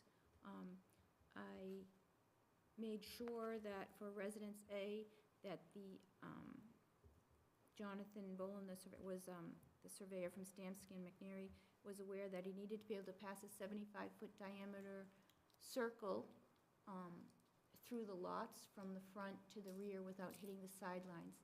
So you'll see on lot number 3, on lot number 2, I should say, the larger lot, there's a pinch point where he's confirmed it's 75.5 feet to pass through. One last thing, because Lot 2 is somewhat of a corner lot, it is a corner lot, the railroad is to the south, and Northborough Road is to the north. It was my understanding that there was no rear setback here.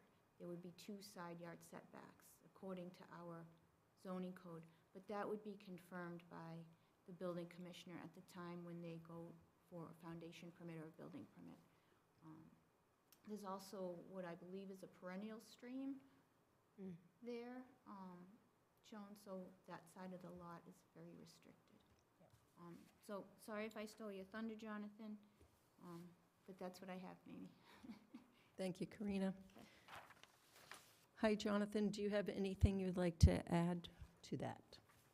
I think Karina really covered it. I mean, it's it's a vacant lot, and we're dividing it into 3 lots that are zoning compliant. Northborough Road is an existing public way, so we feel that it's entitled to endorsement as an approval not required plan. That's really We it. also got feedback from town council. I had asked him if there were any impacts from the 61A, and there doesn't appear to be a concern with that, but it should be understood that they'll have to adjust their annual filing with the assessor. They cannot sell or convert any of the 3 properties to non-agricultural use while they remain within the 61A program. So it's a yearly application to stay within that program. So it's my understanding that you'd have to, that yearly application would have to be updated to reflect that. And then if they do go to sell the property or change the use there from agricultural, the assessor also has to be notified, and the proponents, whoever gets notified for the 61A. They would have to pay the back taxes, and the town gets right of first refusal And that's on right. anything under Chapter 61. That's right. Yep, there are those 2 other aspects of it. Thank you. You're welcome. So for approval not required, just to all our fans out there, it's not considered needing subdivision approval if all the lots have frontage on a public way. So that's pretty much all we look at for an approval not required. Ms. Houlihan. No questions. Thank you, Karina, for the diligence. Mr. Maria. Same here. Thank you very much, Karina, and also getting the clarification on the 61A. So I don't have any questions tonight. Ms. Braccio. I have no questions, just so the proponent is aware that the town will still have right of first refusal on these parcels. That's all. Thank you. Mr. Belniak. Just one question. Karina, I know you mentioned it earlier, with the driveway that cuts into the currently 120 Northborough Road, with the shift that would happen, that driveway would actually be on the new lot. Is there no issue with that? It was there, it's still there. It was, those little squares that you see are old foundations from prior houses. So there's like a horseshoe drive that served those houses, and also the house on 120. But those, you see two little, Right. Yeah, I guess what I'm saying is where it says iron pin found with the circle on it. Yeah, yeah. So it looks like that would be the easterly side of the driveway. That driveway would now be on what would be that new, oh no, you know what? I'm sorry, I think so this is an existing lot Yep. that's owned by someone else. It's kind of a weird shaped lot, so this is someone else owns that. yeah, okay, I'm good, thank you. Yeah, it's just shown, they're required to show existing above ground and below ground structures, wetlands and such. And that was there, nothing else was really paved. Okay, thanks. Okay. Thank you. I also have no questions. I make a motion to approve the approval not required on Northborough Road, map 71, parcel 6. I second. I have a motion and a second. Any further discussion? Seeing none, all in favor, Latrell, yes? Houlihan, yes? Demiria, yes. Brascio, yes. Belniak, yes? Okay, well, Jonathan, we'll get that plan signed this evening, and there's a notice of vote that goes to town clerk, and I'll let you know when you can come pick it up. Thank you. Thank you. Thank you. Thanks, Jonathan. Next Thanks. item on the agenda is MOCOD bylaw dimensional table correction. That's the MBTA Communities Overlay District. So at the meeting that we had, the proponent come for a discussion of a potential development. It was brought to our attention that the table within the overlay district does not match the dimensional standards of the Res B district, or probably any of the other districts. For the height, for Res B in particular, it's under our code, under the dimensional standards of Res B, it's 2.5 stories, 35 feet, and the table has an or put in there, which I don't think is the same as the code. Also, the floor area ratio, they have, instead of 0.3 floor area ratio, they have 0.3%, which is very, very limiting. So the question is whether we want to bring the table to town meeting to update it, or if we just want to leave it and explain to people that it's supposed to comply with Res B, and if they want to go with the 2.5 stories or 35 feet, they will also have to comply with the 0.3% FAR. So that's what this is on a discussion for. I'm not sure if we want to go back to town meeting with just that table and open that can of worms, or leave it as is the question.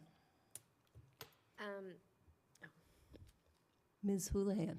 Thanks. So, one, I want to first just acknowledge, Alan did a little research and he shared his thoughts, kind of after that meeting around, that.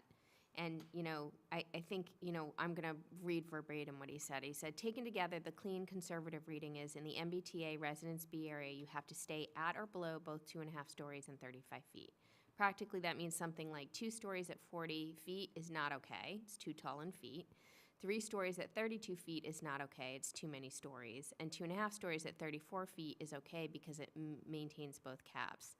So I think that in pragmatic and practicality standards, like I think if we have that, but I do, as much as I don't want to open up the town meeting thing, we do have 2 other zoning bylaws going in. Maybe if we put another request for an additional bylaw just to update that table and provide that clarity, it might actually be helpful to put something like that language very clearly in there. And I think if we present it that way to town will understand that it's like we're trying to do the right thing here. And I think it would probably be in the best interest moving forward with MBTA. So I would vote for yes to do it. Since I did MBTA, I'm happy to present the bylaw and write the new table up with that language.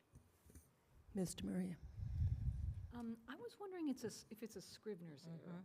If it- because- We, I asked town council, and he said no, would have to bring it to town meeting. Okay, I think a comma makes a big difference here. It was an amazing correction that, thanks to Alan and the work and what you did. And I think I do support bringing it to town meeting as well. Ditto. Thank you, Ellen. Sure. I think bringing it to town meeting is appropriate because trying to have to defend this like some other way down the line becomes really impractical, especially if it happens beyond the 5 years. If some of us are not on this board anymore, it becomes really difficult to enforce or even untangle. And I think it's just the way we present it. This is just simply a tabular update. Nothing else is changing from the last time we spoke about this. It's just to make sure this agrees with this, and I fully support Marnie presenting this. Can I ask a question? Sure. So when it went to town meeting, and I should have went back and looked and I didn't, did it say or? Yes. Okay, thank you, that's all. And it had those percentage signs in there. I don't know how, those got in at the end somehow, I don't know. Okay, then I absolutely support this. Thank you. So my only concern was that would bring this forward and it would be moved to, like, remove the bylaw or delete the bylaw. So I think I would like to check and see if we can just do this pass or fail on this table and no other discussion on the bylaw, if that's possible. In insulation. Yeah. Yeah, I mean, I would imagine deleting the bylaws outside the 4 corners of taking the word or out of a chart, but it's always best to hope- use caution, and I agree, but, yeah. Okay. Yep. So maybe ask town council how to best do the most surgical approach to this. Yep. Right, so we're all in agreement to move this forward? Yes. And for Marnie to present? Absolutely. Just a comment, town clerk did this, remember, he made a town vote to like allow him to make administrative Scrivener updates, and it was just a yes, no, not allowed for debate or something, I don't know, I agree. So if we ask town council, how do we kind of present it the way the town clerk did, that this is a Scrivener's error, and to present it in that fashion, be very straightforward about it, but make sure that it complies with the Residence B, which was the intent of. Absolutely. Well, I think the other ones say or too, which need to get those ors out of, on the, Town code? no, on the table. So we have, I think it's the Res B and then 2 industrial parcels. They all say, the entire table, the Yeah, entirety of the table. and get would just all replace those the commas. Yep. percentage signs out of there. Okay. Okay. Would it be to isolate just those 2 rows of data? I think the entire table, I would just extract the entire table and put a brand-new table in. Okay. And just show the town that we're only just putting commas in. Yep. Yeah. And then, I mean, it would be, if we can put like a little note, like that just says kind of your practical, Right, but shorter. but shorter, yeah. So I think that's a question for town council on how to most surgically Yes. do this. Okay. If he says just those 2 lines, then fine, we can show the table for, See what he says. yeah. Okay. Because you just don't want That, we anything don't want anything changed. else changed, yeah. Because the compliance model Would was be in part of that. It's compliance. tied to the. Yeah, Yeah. yeah. And the compliance model was tied to the comma. It wasn't an or. Right. So, I mean, the compliance model, the way that it was Yeah, constructed, yeah, yeah, yeah. was constructed appropriately. I don't know where it I don't know. I happened. looked back. Yeah, it's, back. who knows, right? A lot of hands in the works. Quick question just on that is, do we now have to ask Mark Purple for another space on the warrant for an additional bylaw request? So we'll have industrial park, I'll look to see if we included it with our request. 55 housing. There were 4 of them that we sent in, we sent him an email to hold certain things. Okay. 4 of them. 4? 4 of them. Did we, Colleen, did we include the shops? MBTA Communities table Oh, that's 4. in that email? We'll check. Okay. If not, Yeah, we'll have to check. Madam Chair, Yes. I don't know what the process is to get certain things considered for consent, but this might be one of the ones that we Yeah. could consider to roll up That's a into good the idea. consent. Oh, yeah. Just because it's like, and then if someone has a question, but otherwise, if people like, it's just updating a table, then it's even faster. So I don't know what that process is, but if someone else does, something to keep in mind. We'd ask the moderator, yeah. I can do that. Yeah. Okay, thank you, Tim. all right, hold on. So that, enough with that one? The next item on the agenda is discussion item 55-plus housing bylaw update discussion. Oh, with Affordable Housing Trust. Is they here? They're not here. I had feedback from, so Colleen let Doug and Ellen Myra, Paul Desmond. So we got feedback from Doug Mann, said he would not be able to attend, possibly that Ellen, Maria, or Paul Desmond may attend. So let me see who we I have. don't No. see them. And I, just as an update then, so I've updated the bylaw. So over the holiday, Mimi then took an edit, Ellen took an edit, and so both a red line version and a clean version is right in front of you that's been printed out. I think it's in a really good state. We addressed a couple of things, so let me just share with what I did update. Let me just read my note. It's the best way to do this.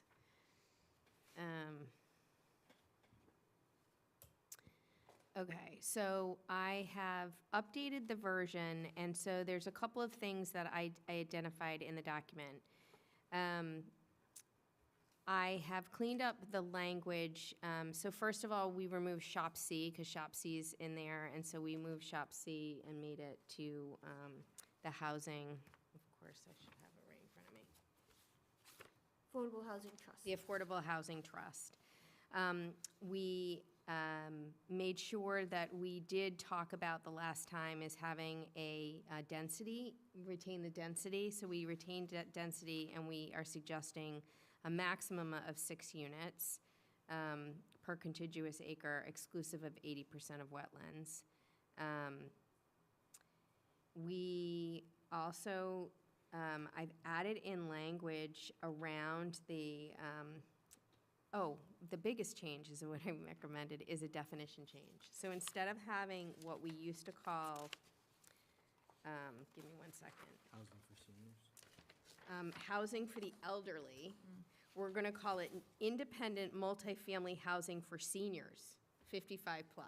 We liked that language a little bit better, so that's one part of the definition is to change that throughout our town code as well.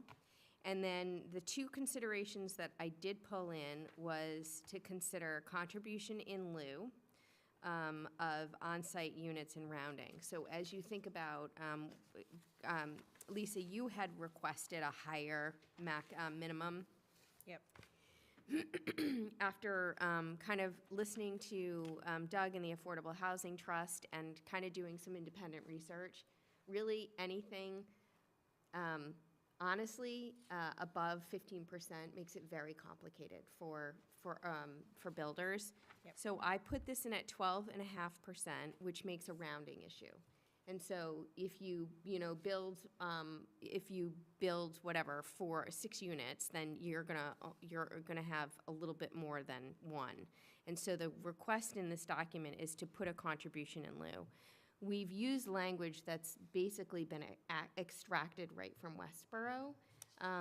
And I think it was, that's Ellen, I will defer to Ellen. She pulled that, she found that language, and I think it's really strong language.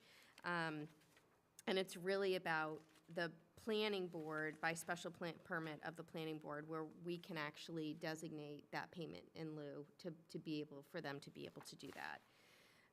And what a monetary payment would be equal to 2 times the most current HUD income limit for a household of 4 in the metropolitan area. That includes Southborough. And so I think it's a conversation to bring to the public, but at least having that language in, seeing that other towns have also included that language, I think it gives an opportunity for us to get the full value versus just you're only going to get 1 unit and then there's something that's left on the table. So if we can kind of extract that. I think that was the major change that we had in that document. And then Mimi identified too that if we make all these updates, we actually need to make sure that we update the language throughout the code in all of the, Res B, Res A, Res B, and all of the different areas that allows independent multifamily housing for seniors. I think that was it. And so you have these documents. I don't think there's really the ask for the planning board, because we will need to file for a public hearing relatively soon, right? February? So just to make sure you read the documents, and if you have any perspective or feedback for me, I know that the Affordable Housing Trust will be meeting on Thursday and talking about it, so they'll give their feedback to us, so we'll have more information coming after their meeting, and then we can kind of siphon it through so that we're prepared for maybe our next meeting to have a more conversive feedback on whether you like it or not, or what needs to change. Question, so if I heard you right, we have a public hearing.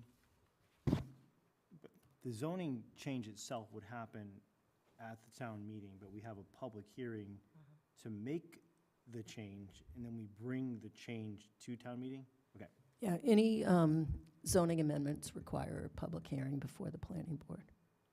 And it allows us to nuance it before we finalize what goes into the warrant article, essentially. So the sooner we do a public hearing, the better, because then we won't run into the Make a whole change. the warrant, the warrant closing on us. Any comment, Ms. DeMaria? No, I think it looks really great. Thank you. Thanks for all the work. Ms. Braccio? Who's going to be sponsoring the article? That's a great question. Well, I think that it has to either be planning board, zoning board, or select board. Right, okay. I still have some concerns. But, as you said, I guess it doesn't serve any purpose in going over them tonight, that I'll just wait until the public hearings start to share them, I guess. It just doesn't make any sense to do it tonight, I guess. So I have a couple. No, well, Yeah, I think if you have comments that are worth us to feed back To to the discuss. Affordable Housing Committee, because Okay. they're talking about it on Thursday, like, this is a time where we should be editing and thinking about it, so. Okay.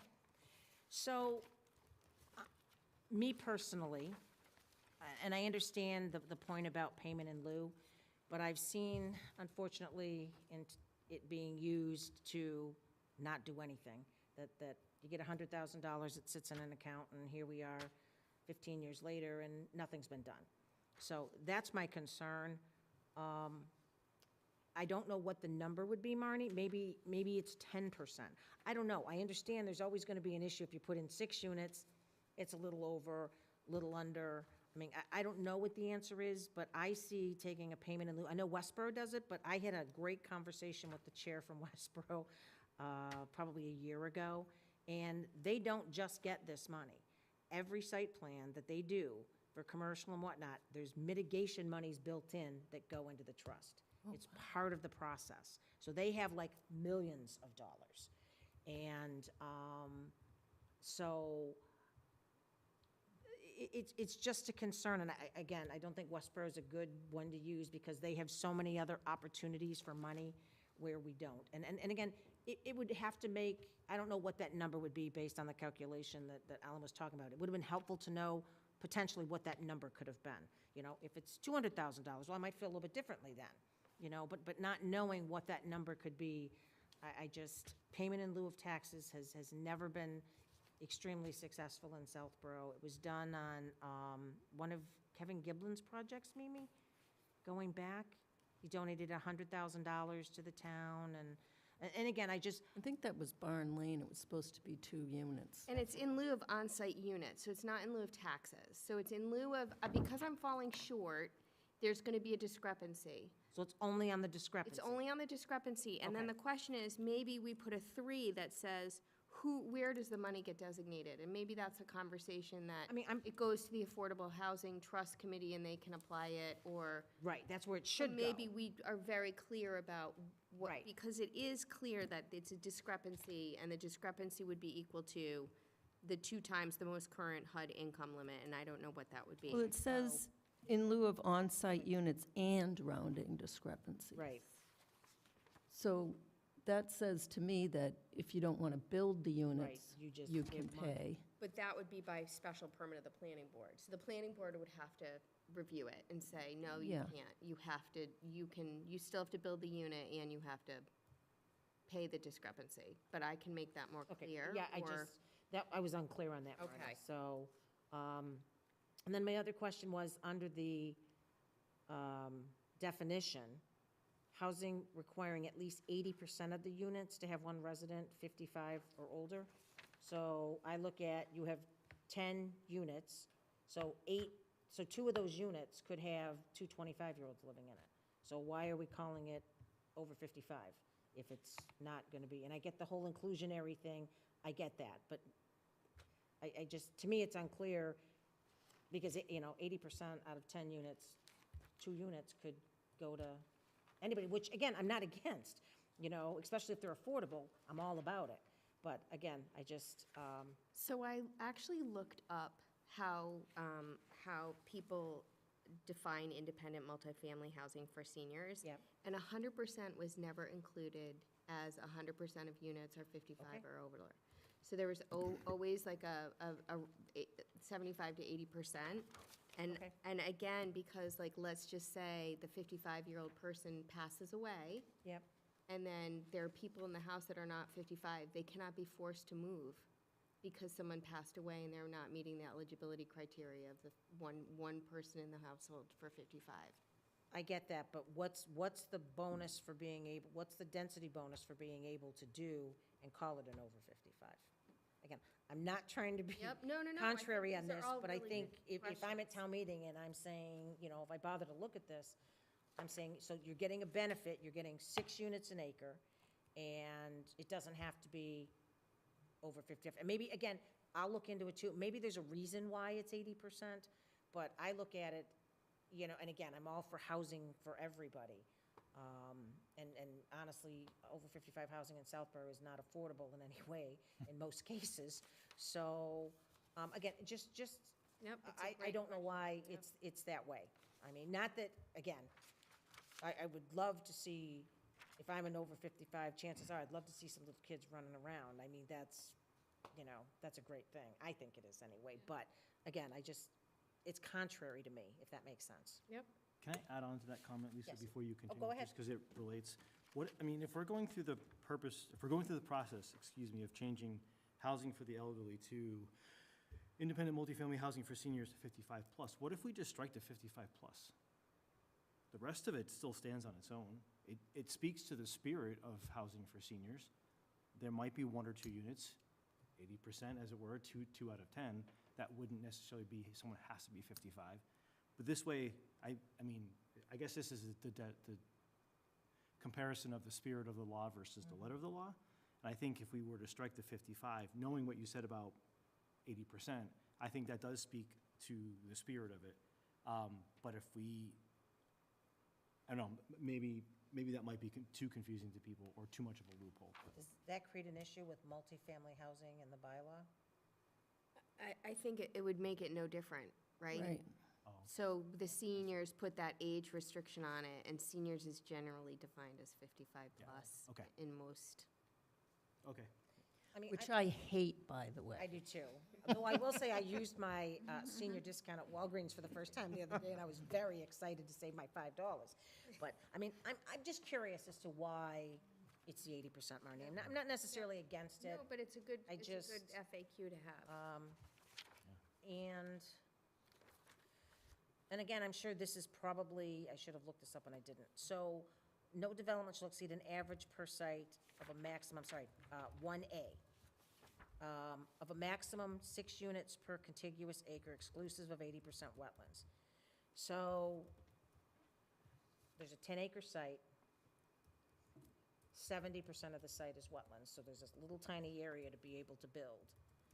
So, I think about the density, but I guess it's still only 6 units.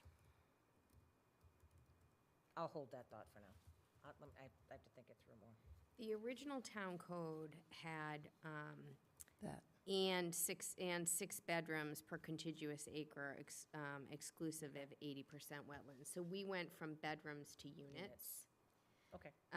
As a kind of, because you're not allowed to restrict on bedrooms. Right. So then we said, okay, what would our, and this is the conversation we were talking about between 4 and 6. Yep. And people leaned to 6. I was on the 4 range. Yep. So I went 6, but I think we can still have that debate. Okay, I'm done. That's it. I guess I didn't think that all the way through, so, thank you. Mr. Belniak, anything else? Nope, I'm fine, thank you. Yes. So my only question, and thank you, Marnie. Sure. You I did should've a great, started with that. yeah, you did a great job on this. In this over 55 bylaw was always intended to have affordability. That's why it was supposed to be owned by nonprofit and community housing organizations, but it was not followed. So this is good to have it very definitive and laid out. My only question, I don't mind the 80% 55 plus, who I refuse to call seniors. I just don't know how you enforce that. Yeah. I think that Ms. Gillespie from our town also asked the same question because of she brought up examples. Like we've never been able to enforce it. Yep. But I'd hate to restrict language in there and just because we fail at implementing things, right? It's like getting, I don't know, land donated to our town and not having anyone follow through on that. How do we do that? I don't know the answer. But maybe if you put a 3 where you designate the authority that collects on the payment. Well, this is the units have to be 80% 55 and older. Oh, that.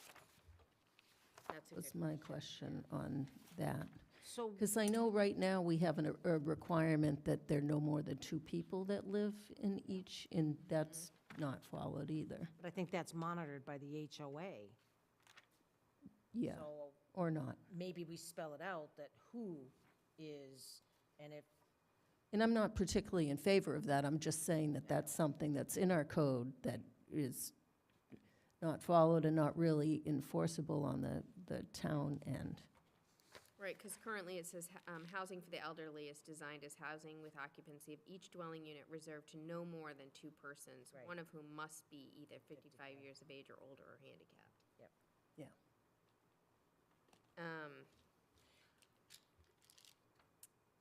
I'd be more apt to leave that in and just put someone designated that someday may choose to, if they get a complaint, at least look at it to enforce it, versus leaving it to an HOA that,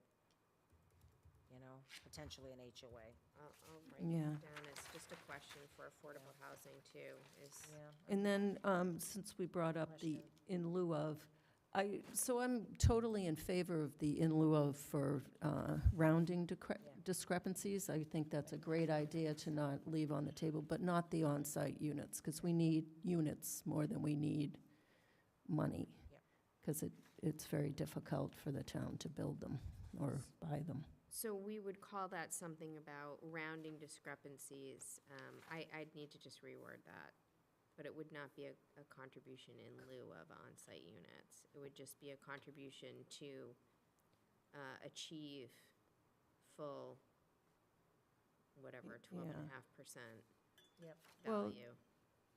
I'll revisit that language. But Marnie, really thank you for doing this. Yes, It wasn't an this is- easy task No, to it's take on by great. any means. I certainly wouldn't have volunteered to do it. So, thank you. So do you want to start preparing for a hearing now? Like, put in the ads now, or I think we should. I think so. Yeah. Yeah, On everything. I think so. right? on all of them? If we're going to do all Yep. of them. Yep. Yep. Yep. And Okay. I'll relay this. We'll to start Ellen. rolling them out and getting them on the, because Yep. it takes a little time to advertise them. Right, yeah. Okay, And the earlier the better. Did you want one of these? So I can I'm pass good. it You can down- pass it Back down to its rightful owner. so we'll have 5 zoning amendments, Oh, you're welcome. or are there 4? Is the shop C replacement 1, included in the 2, 3, 55 plus? 4. Depends on who presents it. I think it should be a separate Yeah, warrant article. yeah.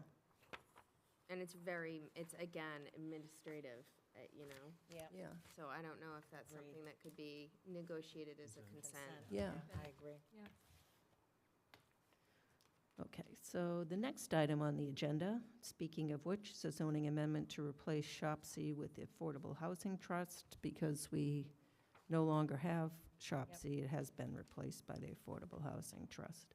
And that's very straightforward. There were 3 instances where it showed up. 174-13-2, major residential development, A1A, and E5C2C, where, again, the Southborough Housing Opportunity Partnership Committee was in there, and we just want to replace it. And then in 916, establishment terms. And so it's only 3 places. My suggestion is that the Affordable Housing Committee, I guess it's a zoning thing, so we have to do it, but, Yeah. so again, I've put it together, and then I think we just need to separate it as one. So are we in favor of sponsoring this? Yes. And what about the over 55? Yes. Yeah, okay. The next item on so any questions or comments on? The next item on the agenda is Industrial Park District expanded uses. Okay. I sent Karina an email to communicate to all of you guys of you all have the draft. So the last conversation we had was around 2 things. Should we combine the industrial park district and the industrial district? And my feeling after reviewing everything is no. And I think that the intent of the park was to really have this kind of more, again, we're eliminating a lot of it, but I think it was intention to have like this more controlled environment for employment and fostering this area. We've already kind of mucked around a little bit with that, with the zoning bylaw for the Costco, right? Because that impedes a little bit in that. But the one thing it does do, if we maintain the IP versus industrial, it allows industrial park, especially those near residential, to have a lot more tighter constraint around like noise and some of the things that, Deb, you've been vocal about, and I think we maintain that. And then we can be a little bit more critical and constructive around what happens in the industrial park district versus industrial. And so the recommendations are pretty much the same, except that I've started to do it a lot more reading on data centers. And I would say, Tim kind of put this in the back of my mind, and then reading about data centers and seeing what's happening, right before the meeting started, like a $6 billion data center deal just happened with Arizona for 750 acres. And so what's required of data We're centers? not getting that here. No, not at all. We don't have that. We don't have low-cost electricity. I mean, there's a whole lot of reasons why, but I personally don't think we put data centers as an allowable use, that it could be used as a special permit, but this is where I need kind of all of your thought partnership and reading it, and reading that white paper that I provided. How do we construct language that says, if you're thinking about a data center, it's a whole nother ball of wax. Like, it's not just a facility of servers. Like, it's so different. It requires a lot of different resourcing and really a town planning around it. And so my recommendation is that we have the industrial park district, and maybe it's like a paragraph within that, but it's a very clear, defined set of rules and regs around a data center by special permit, regardless of size. Yep. And that would be separate, because we have some allowable uses at, I think I increased it to 75,000 square feet, and then what needs to happen at above 75,000 square feet, and I think a data center just comes out as a special permit, but this is all the things that have to happen. And I think if you guys read that and give your feedback, again, not if you did it, great, I'll take it tonight, but if you didn't, that would be my request. And then I can work on that for the next meeting and then get it out to the draft public so that people can comment on it. So that's kind of where that's at, but I think we're in a really good place otherwise. Mr. Maria? Marnie, thanks again for the tremendous work, actually. It's really remarkable. I totally agree with you. I had some additional thoughts also about industrial park and industrial, and I couldn't really articulate it the way you did, but I do think it gives us flexibility anyway to have the separate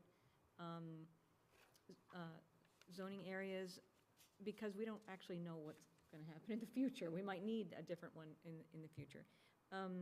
I am not as up to speed as you are on these data centers, so I really appreciate that.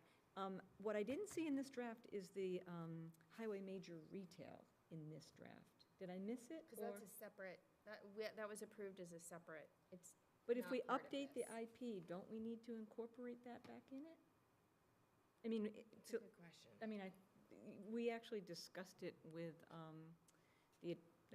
Bob, I think the attorney, where he said, I see you're updating the IP district. You may just update it in a way, later in the future anyway. And I remember thinking at that time that's kind of strange, but I think that we did a carve-out for major highway retail, but now it has to come back into this revision.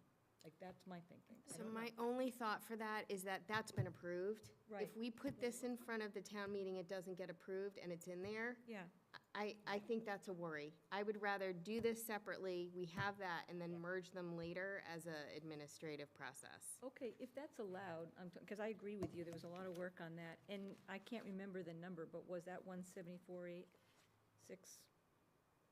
Excuse me. Was highway major retail, I can't remember. I don't It was know. I E or gotta look something at it. like that? Version I mean, nine. that was just my question, like, if it's not in here, So- what we're saying is, we're updating industrial park, but we're not updating the industrial park bit that we just did. And I'm not sure that you can really do that.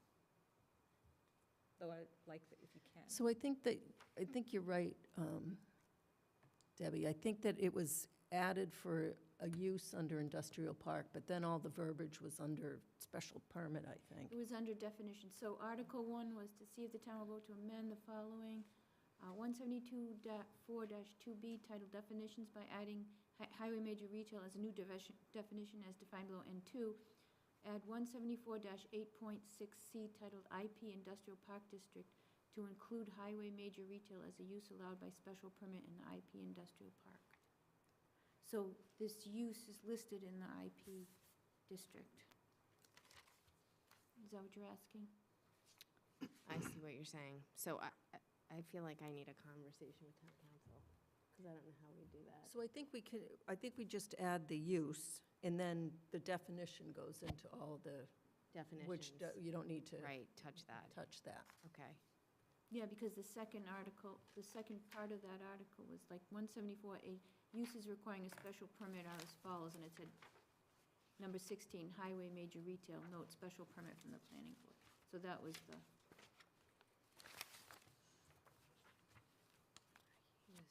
there was a definition and then just adding the use. The definition was the long part. Yes. And the use was just one Just line listed. saying, See. add this. Oh, just add. So we would just add it, and they didn't designate it. They said 16. So 174-8.6C. 16. It's not in there yet because, is it? It's not in the code. No, we don't have it. No. So it would be, so we're right now up to, oh, I don't even 11? know. Yeah, So it would be 12? Yep. Because we're going to take data centers out.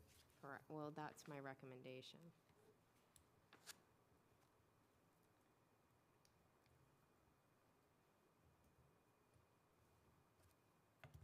Anything else, Mr. Murray? I'm just want to make sure I understand. I totally agree that we don't want to crack this whole thing open. But because this is industrial park, the four corners are big. So could someone specifically go in and say, I want to revisit highway major retail? That's what we're trying not to do. So I like your thinking about, So what- just putting in the use change and not putting in the whole rest of the language, but. Well, the whole rest of it has already been passed. Right. And part of that was adding that use to industrial park. Right. So if we came and passed this, then that use wouldn't be an industrial park anymore. Right. So it needs to be in. Just as the use, though, is that correct? Just the use. Listed. Just the use. Highway major retail. Yeah. Okay, yeah, I like that. I think that works. So that would be the new 12, because right now it would be 16 in our town E-code. But I've eliminated some of those Yeah. in the process of consolidation. So 12 would be the highway major retail. Good catch. Sometimes I'm thinking. Okay, so I'll modify that. Anything else, Mr. Murray? Nothing for- Ms. Braccio? Keep wanting to hit the button. I don't. Marnie, thank you so much. This was a huge, huge undertaking. And I've been reading a lot. There's been a lot of data center stuff in the news as well. So,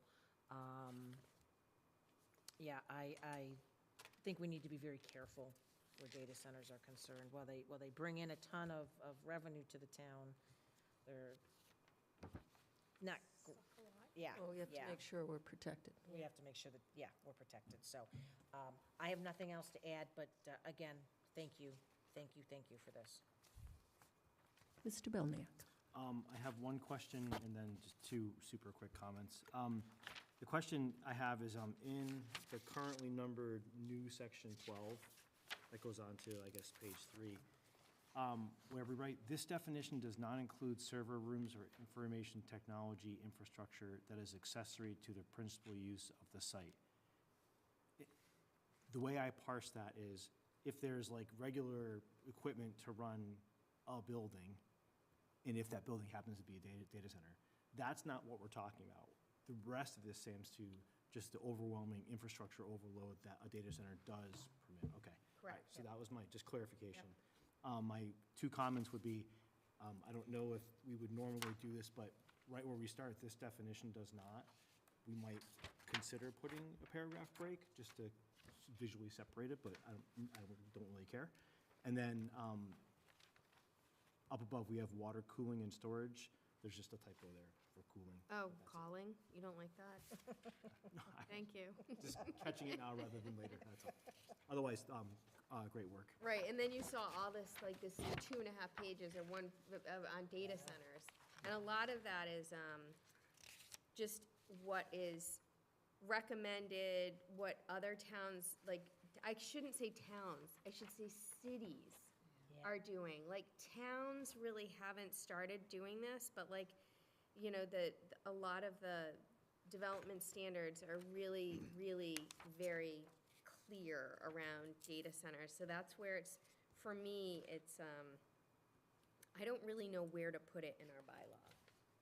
Like, and that's where I just love additional, like, thinking, like, is it data center just a use requiring a special permit, and it's 13, and then all of this information flows after 13? But it's a lot of what's recommended by, what I've seen. And it's, I mean, people who build data centers see this, like, this is very common language. But I don't know if it's enough. And I don't know if the planning board is the right group to be thinking about this either. Like, I think we should also ask other people. Agreed. So just so I understand, you're proposing just to take it out of IP rate for this? No, to have it in there. To have it in there for But be very clear that a data center has its own entire set of frontage, requirements, cooling, all of these kind of additional parameters, setbacks. Everything is different for that special permit than it is for any of these other things that we're suggesting. Isn't that what they did with the highway major retail? Kind of, In the Kinda. definition. but they stuck it and under then you just definition. put- Yeah. Yeah. I'm thinking that this would make more sense as another category under special permit, because under special permits, it's like accessory list of- apartments, right. major resident, well, not major residential, but conversion of two-story, But isn't it that how it is right now? It's drafted under C, uses requiring a special permit are as follows. The new number 12 is data center. Right. So maybe we have uses permitted up to 75,000 square feet. C, uses permitted that exceed 70,000 feet. Oh, no. I don't know. Like, I don't know how to think about this. This is where I was stuck. This is where I just needed other people to think about it. Can I ask whether we thought about putting the data center zoning in industrial Versus industrial versus park. industrial park?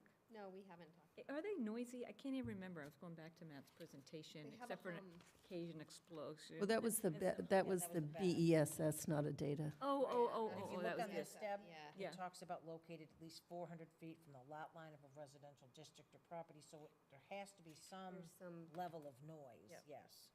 So is it better suited for industrial? Well, I think industrial abuts much more residential than an industrial park. So that would preclude data centers from coming in if we put it in that zone. And I think we'd rather have language in about a data center than not have it at all. Yeah. And deal with kind of what we had to deal with this back channeling stuff. Yeah. I mean, I do like what Arizona put in, you know, as far as setbacks, as far as, excuse me, the maximum building size. I mean, I do like a lot of what I'm seeing that they put in, the development standards. Oh, so those development standards are kind of what planning associations and data centers have kind of mutually come together to build a white paper. Okay, And that's what I pulled and extracted that from. okay. Okay, I was gonna ask, how much of what you put in here, where you're saying adopted from Fairfax and Chandler, Arizona, relates or jives with the ULI report you sent? Yeah, so it's kind of all, I took, like, Fairfax had something that I'm like, oh, I like that for our Yeah. town. So I would adapt it but most of that white paper is all those Okay. requirements in there, Which, which are standard for data centers, expect to see them. yeah, and if you, I'm just looking to see if it's footnoted or all, or referenced. It might be worthwhile to put that in, because this way, I mean, obviously it's gonna be dated, right? So in 5 years, is it still valid? Who Yep. knows? But this way, it's like, we didn't just pick this out of thin air. Like, this is based on something that's been circulated, peer-reviewed, and approved. Good point. Yeah, my only question is, so does this replaces the whole industrial park Yes. district? So I wonder, just for warrant article, if we need to put delete 174.8.6 and Oh. replace. Yes, I think you're right. And I think if we put data center and then it's specifically called out as a category under special permit with all of these things, then that would That would makes- work. Okay. All right, I'll pull it that way. and then you leave, like, so that's still under C, it'll be 13, and then I'd still have D, E, although development standards are as follows, that applies to all of these. Oh, Do you know? then I see 174-9, blah, blah, or something. Okay, all right. I'll work it out and have something to. Yeah.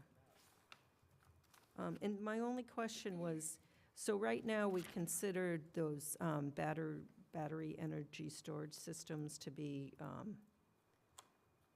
fuel storage or fuel, I think yeah, so. fuel storage. Do we need a specific call-out, BESS? Do we need a specific call-out for those with any? It's a Dover, but I don't know if we need to have those plans that Matt was saying we should ask for with the emergency plan, or, and maybe fire automatically does that, but I don't know. So maybe That that was would be my only included. question. Yeah, maybe we would, and that's, again, this comes down to, like, how do you put it in there so it makes sense as we as planning board members read it and understand, oh, when that has that, is that part like a 3A? If it's a BESS, it requires blah, blah, blah, blah, blah. Yeah. Okay. Anything else from the board? Nope. Mr. Litt? Tim Litt, still Woodland Road. So, a couple of thoughts. I've been out in Chandler. Previous employer had, large semiconductor fabrication plants and that sort of thing in that area. So what I can tell you is that it is desert. It is a place where there is lots of land. It's a place where lots of water is used, but there isn't any. And it's a place where power is cheap, both solar and otherwise. So figuring out, how to take the right lessons from that and not take accidentally the wrong lessons from Right. that is going to take some Yeah. thought. Chandler is I wouldn't quite call it a suburb, but it's near Phoenix. It's sort of, driving distance from there. I don't know, I'm not looking, I don't have what you have in front of you. I don't know what Fairfax is doing. But that's also going to be a bit different from But that's not what we deal desert. with. No. That's Fairfax. Right.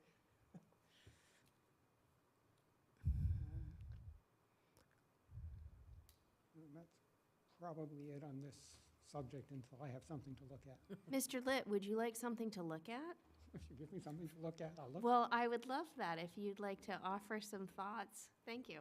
I'll share it with you and some of the articles that I had, once I go through this and update. Yeah, I guess the other things are, I don't know what the expertise of the current MTC members are. As far as I know, they haven't been in the data center business, but that's certainly going to come up. And then, as you heard, or at least some of you heard, the Board of Health probably has more influence over what happens than anyone else does because, of the noise and the nuisance bit. I don't know if you forwarded the note to the rest of the board that I sent with a paper on the battery energy storage systems. You did. She did. Hopefully that's helpful. Before Christmas, right? Yep. Yeah. I don't know. Did it Try to happen 3 forward minutes everything, ago? yes. I have no idea. She did. I did read that. Thank you, Tim. Anything else on that? Thank you very much, Marnie. That's a ton of work. I don't know how you're going to continue on if you're working. Next item on the agenda, subdivision rules and regulations update. So I was able to use some time over the break to make some, in my own singular estimation, significant progress. I will have some things to share with Karina probably tomorrow to look at. And so just to give everyone a heads up, what my intent is to share with Karina and Bill. Bill has it in his inbox. I'm sure he's just jammed. But just to get a quick preview of it and sort of initial thoughts, and then share it around with the rest of the board. And that's not to hide it from you all or anything. It's more just to make any sort of edits manageable from 2 people rather than like from 7. So, but I welcome the comments, and then I'll share it back. And the 2 things I'm talking about are sort of a review of our current A&R plans, our A&R guidelines, and then some opportunities for some changes and why. And the other thing is doing several site walks, both with and without Bill Cundiff and the town engineer, about what our some current subdivisions look like, and some ways where we might want to sort of harden up our reviews of subdivisions that come through based on what we're seeing in the field now, to prevent some of those things from happening again. So that's what should be coming shortly. Great, thank you very much. Yep.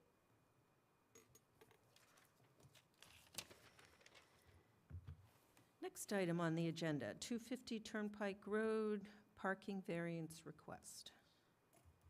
So this is a request.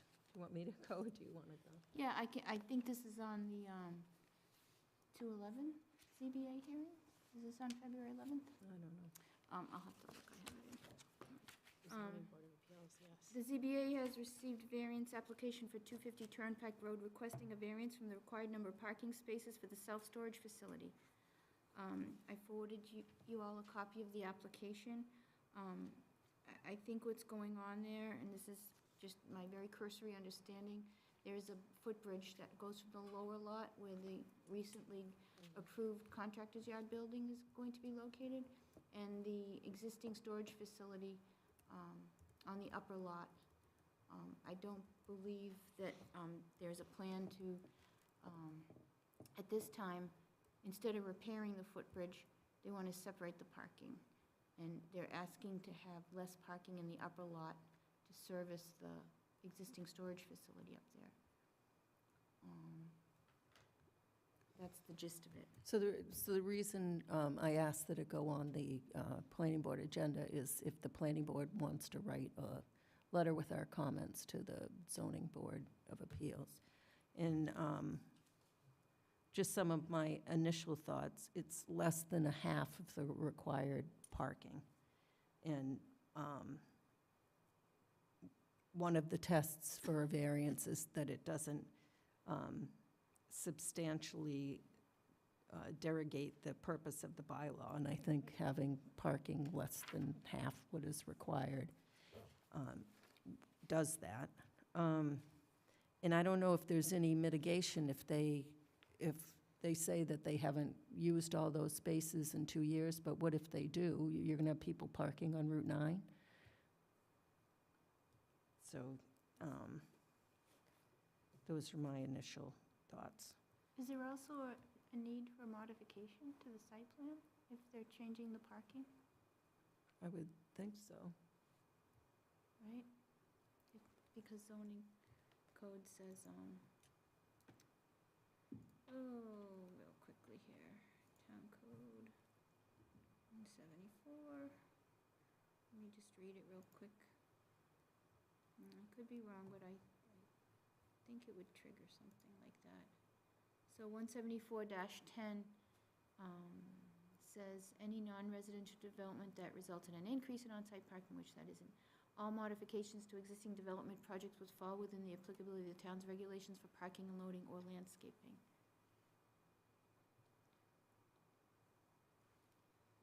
And then also, under Part H, there's discussion of minor departures from the site plan as approved may be authorized by the building commissioner after approval of the planning board if required by engineering or other circumstances not foreseen at the time of any change increasing the size of any building or structure, changing the location of any building, parking, or access roads by more than 10 feet, or reducing landscaping or screening, or increase to site lighting levels may be made only through the planning board following the same procedure. So I think it's triggered more by the criteria under Part A.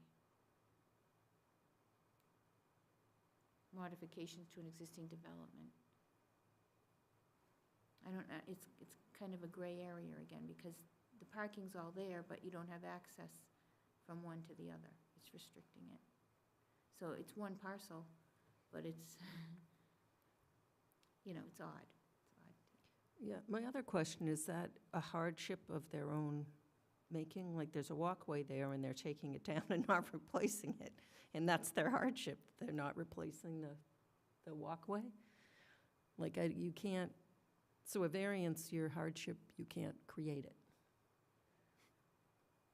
So that's were just my initial thoughts. Ms. Houlihan. Yeah, I echo your initial concerns or questions, and then I'm just going to say, the 250 just always confuses me because we have this storage facility with the contractor's yard. We have 36 parking spaces, and so the 36 parking count that they're adding is not just up there, it's located in the contractor's yard area too.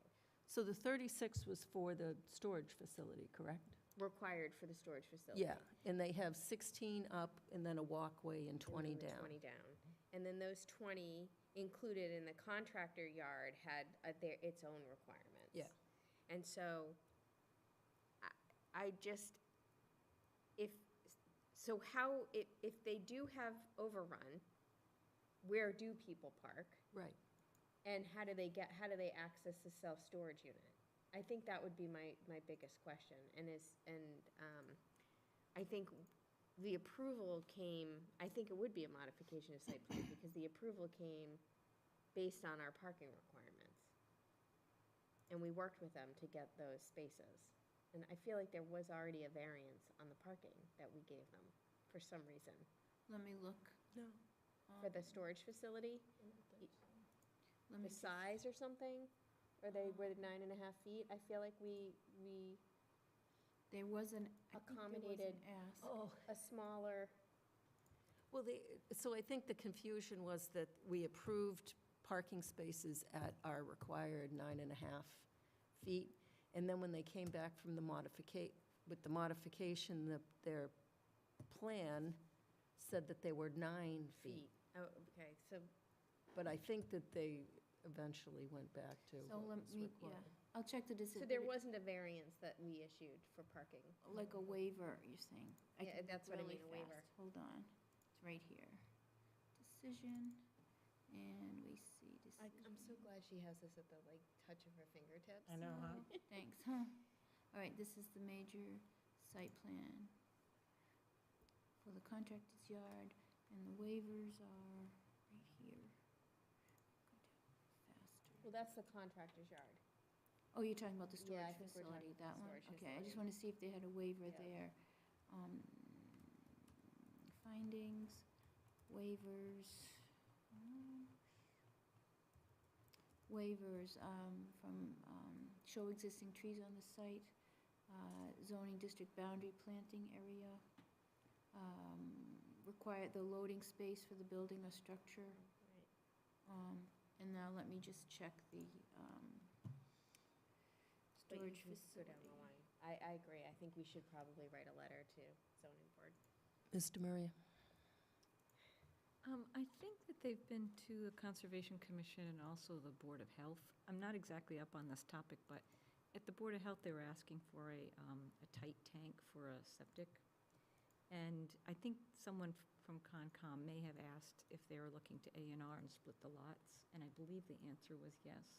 So I think this is part of sort of maybe something bigger that the Zoning Board of Appeals might be able to get to. I mean, it's not clear to me if the Board of Health granted that request for the tight tank, because it was supposed to be, tight tank is, my understanding, supposed to be used only under like extraordinary circumstances, and they're creating that circumstance by, because their septic isn't right there at the self-storage, right? So they No, it's down below. It's down below. So if they split the lot, then they would need septic, and they would have to put the tight tank in. So they're creating that scenario where it's not a favorable scenario for the Board of Health. And they asked Concom, my understanding is to write a letter of support, and they refused. So I think this is a bigger project. If you think about it, if that isn't, I don't know for sure, but if that's what they're trying to do, split the lot, they don't need all that parking. Well, so And they, usage from the building shows they didn't need all that parking. well, our code requires that parking for the storage facility. Just for the storage, yeah, yeah. Yeah, so I don't exactly know what the letter is going to say. You should also say that they need to put in a modification to my major site plan? Yeah. Yeah. No, I agree. Ms. Brashear? I agree as well. Yeah, just a couple, I'm not sure where they're getting, I don't know where it was stated about how many parking spots they needed, because that number to me actually does seem like quite high for a 64,000 square foot self-storage facility. I didn't recall the size, I had to Google it really quick, and I don't know that that's correct. It's right on the site plan, if you look on. Oh, it's on the, Top right corner, they have a parking calculation, and it says, similarly, the self-storage unit, the self-storage use of the existing building has the same parking requirement, one parking space per each 1,500 square feet of gross floor area.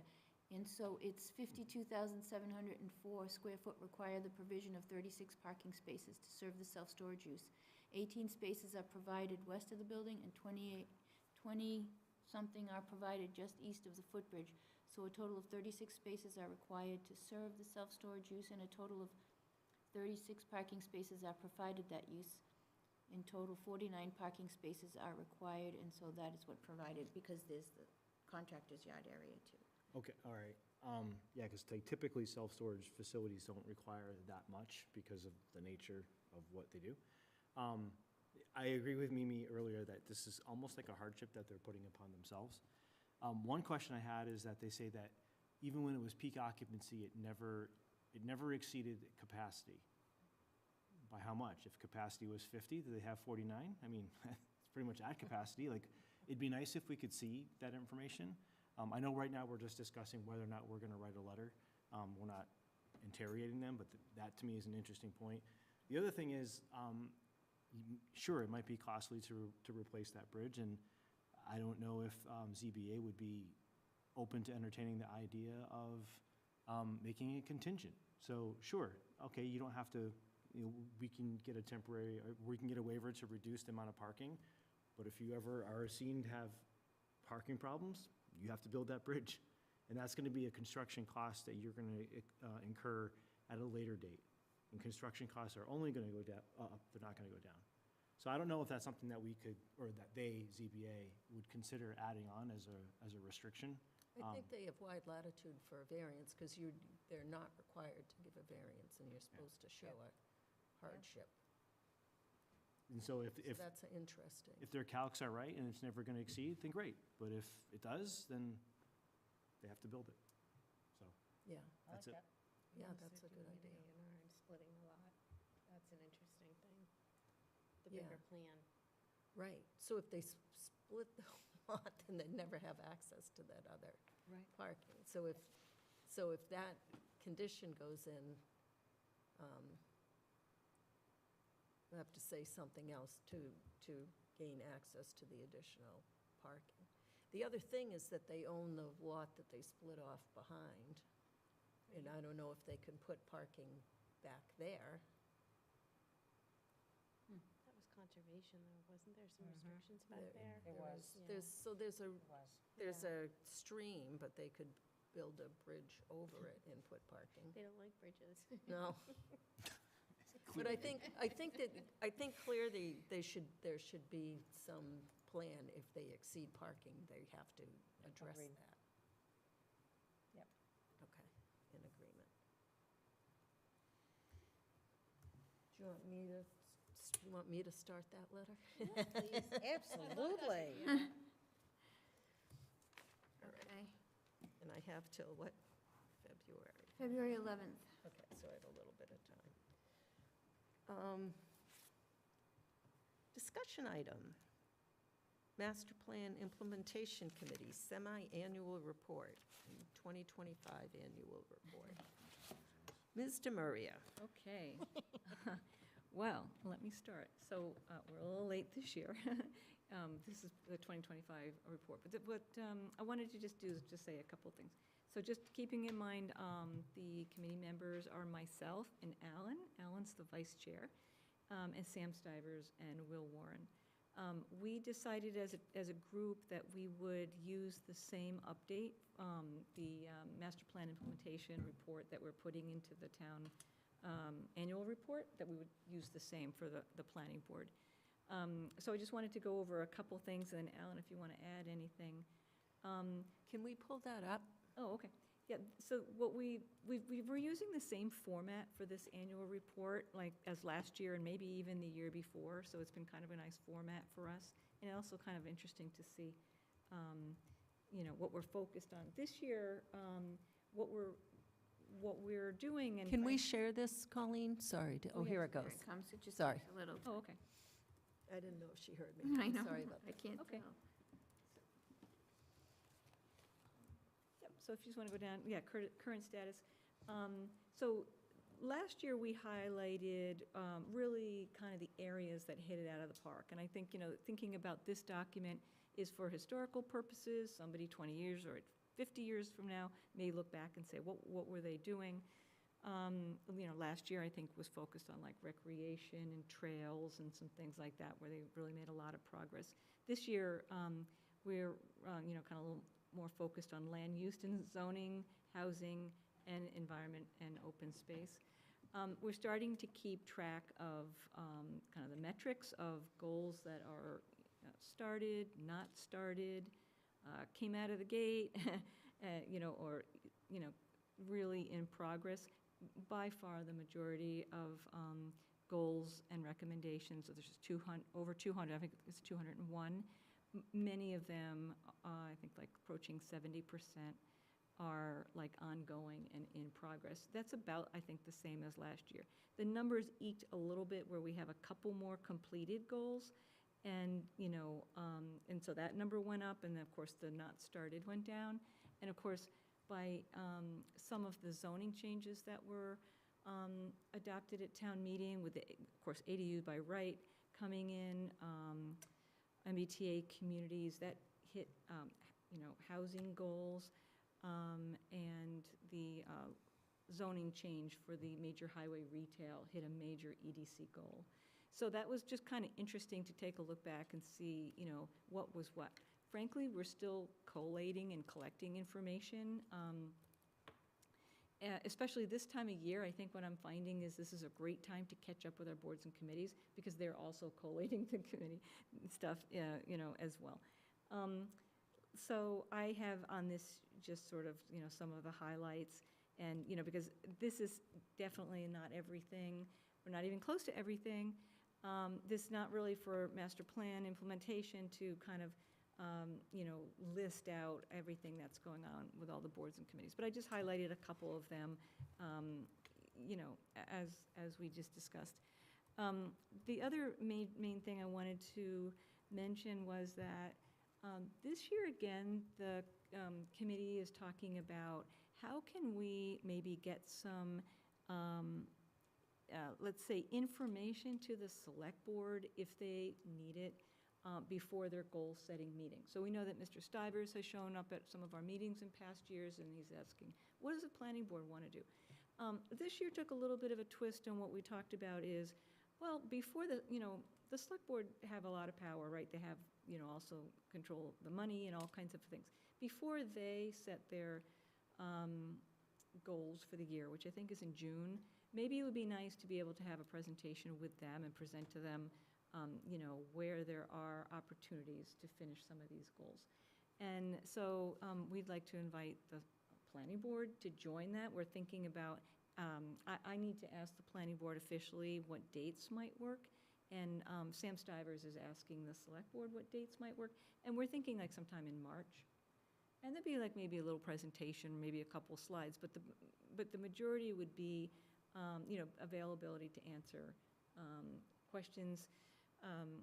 We are not proposing anything as a master plan implementation committee. We're not suggesting anything, but we're definitely starting to see patterns where there's progress being made in some goals, and there's like lack of progress in other goals. So I'm just going to stop there, and Alan, I'm sure I've missed some things if you want to add some stuff. No, I mean, not much. That was a great summary. What I found interesting as a new person to the Master Plan Implementation Committee is asking for updates and not necessarily getting them readily, but I get it. This is a volunteer position. You're challenging to find time. What I was finding is that some of the people I was speaking to were not aware that their department or committee were beholden to goals in the master plan, which was shocking to me because either their predecessors or general communication throughout the board that wasn't passed along. So that was interesting. But we did, obviously, as Debbie mentioned, get some updates.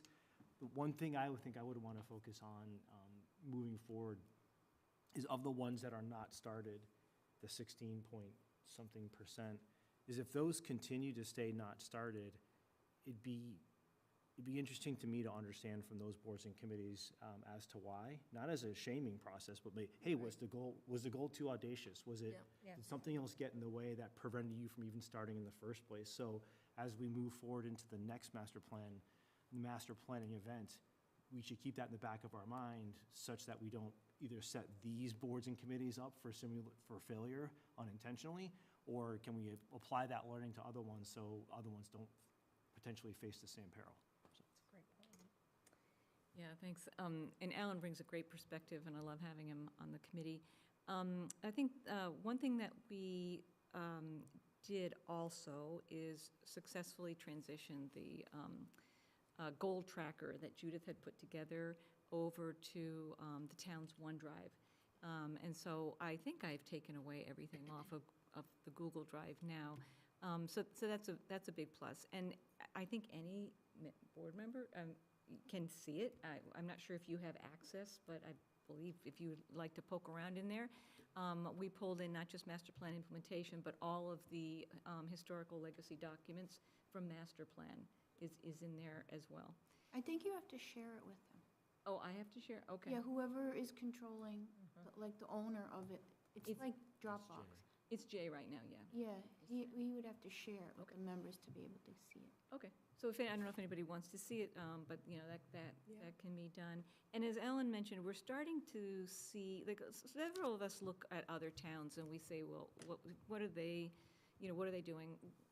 You know, some towns have far fewer goals and recommendations, and it would be interesting to see if, like, they meet a large majority of them, whereas we have a lot, and Southborough, what Southborough did is very ambitious. So we're starting to see some different things. One area that I'd like to explore next is, I don't know if I'm the right person to do it, but in the master plan committee anticipated where some of those goals and recommendations could be funded from. So the funding source is there. It's either maybe a grant, or maybe they would get CPC funds or something like that. I recently added sort of a column to our tracker so we can maybe take a look at the goals that haven't been started and see, well, what's an opportunity? Did the master plan committee think they were going to get a CPC grant? Has that group applied for a CPC grant or CPC funds? So that's just kind of a fun fact. But yeah, so I think we'd like to invite the board, if you'd like to meet with the select board sometime in March. And also, I think at any time, if you have ideas about what we could be doing. I think we really did just go through a huge push on housing and zoning and land use. And, sort of some of it was forced on us by the state of Massachusetts. And still get credit for it. Yeah, and the other areas.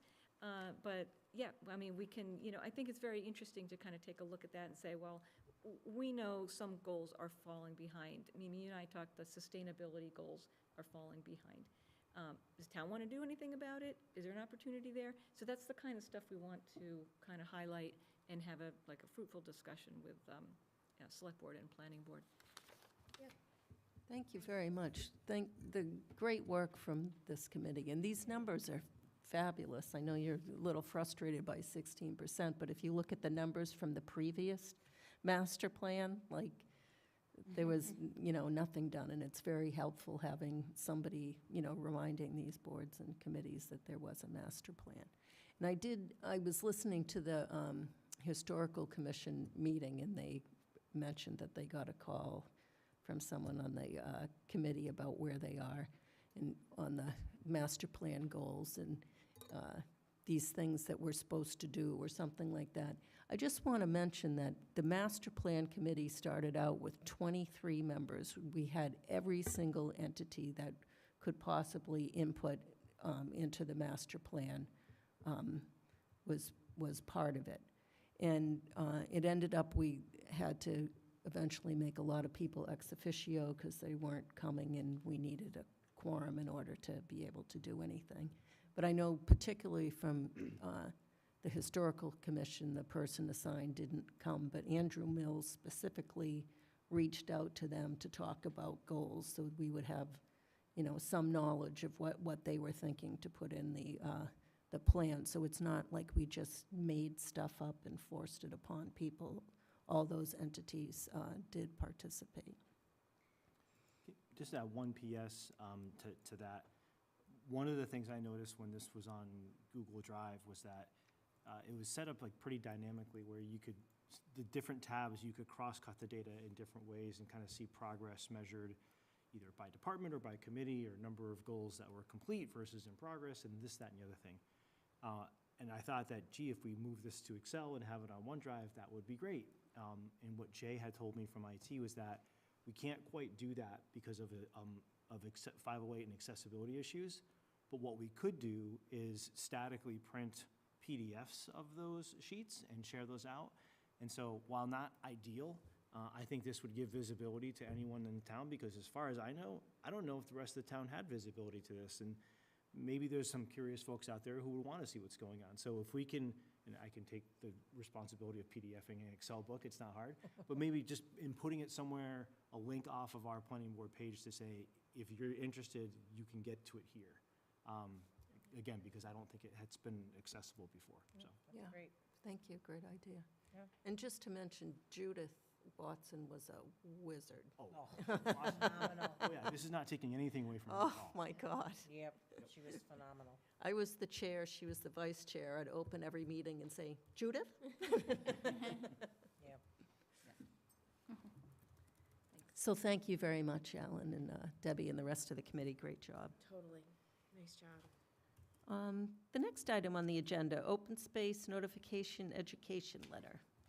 So I don't know if you remember the last time that Lucas was in, we discussed notifying people that they had open space on their property. And we decided we should send the letter to the Open Space Preservation Commission for their comment, which we did in August, and we haven't heard. So I put it back on here. Should we just move along, or the next step? Go ahead. Can I speak to this one? Yep. So I did speak to Freddie about this. What I would suggest is, when I kind of took on rewriting this, I kind of had a vision of where this was going to go. So what I would suggest is between now and the next meeting, I'll talk to Freddie more about this, kind of get her thoughts. I know it's tough for the commission to meet. And then what I would like to do is kind of bring a vision of what I see going with this letter. You know, when I thought about it as we were creating this from Lucas was, you can't just send this without actually sending someone like a copy of their subdivision. And I have most of those reports from when it was done prior, including a picture of their subdivision. So somebody can look at their lot and say, oh, I didn't know, this is where it's at. So that's kind of what I envisioned. So I would ask that the board allow me to do this between now and the next meeting and come with like a sample. So you could kind of see what I visioned and then add your visions in it as well. And we could get moving on this. That's really, I think it's important. And I think as more letters come from Lucas, I think it's all about education. And then that was a general discussion I had briefly with Freddie was, it's not about enforcement at this point or anything. It's about educating, letting people know, but also letting them know that encroachments are important and Are you talking about the summary letter in the deed research database and that? No, the highlighted letter, plan? No, I know the letter you're talking about that goes out, but you said you envision a plan of their So- property in with the letter. So way back, Karina, and again, I'm going to pick one of the subdivisions we had done prior when I was on open space, the open space, I can't think what it was called at the time, Mimi, but I still have all the files, it's going into. Deed research. Deed research, okay. That's what I'm talking about. Yes, so pulling a copy, I have a scanned copy of the subdivisions, all color-coded, which was, yes, it was You still utilizing have those, and I was access. going to work with you as well between now and the Yeah. next meeting, so, Okay. yeah, so But you have access to the deed research database. I do from when I was on open space. Yeah, and Lucas just completed adding 5 more locations. So I don't know if I have access to the new ones, I only have access to You what do, was- if you have a Gmail, you can. Okay, I'll talk to you offline about that, and I'll get full access.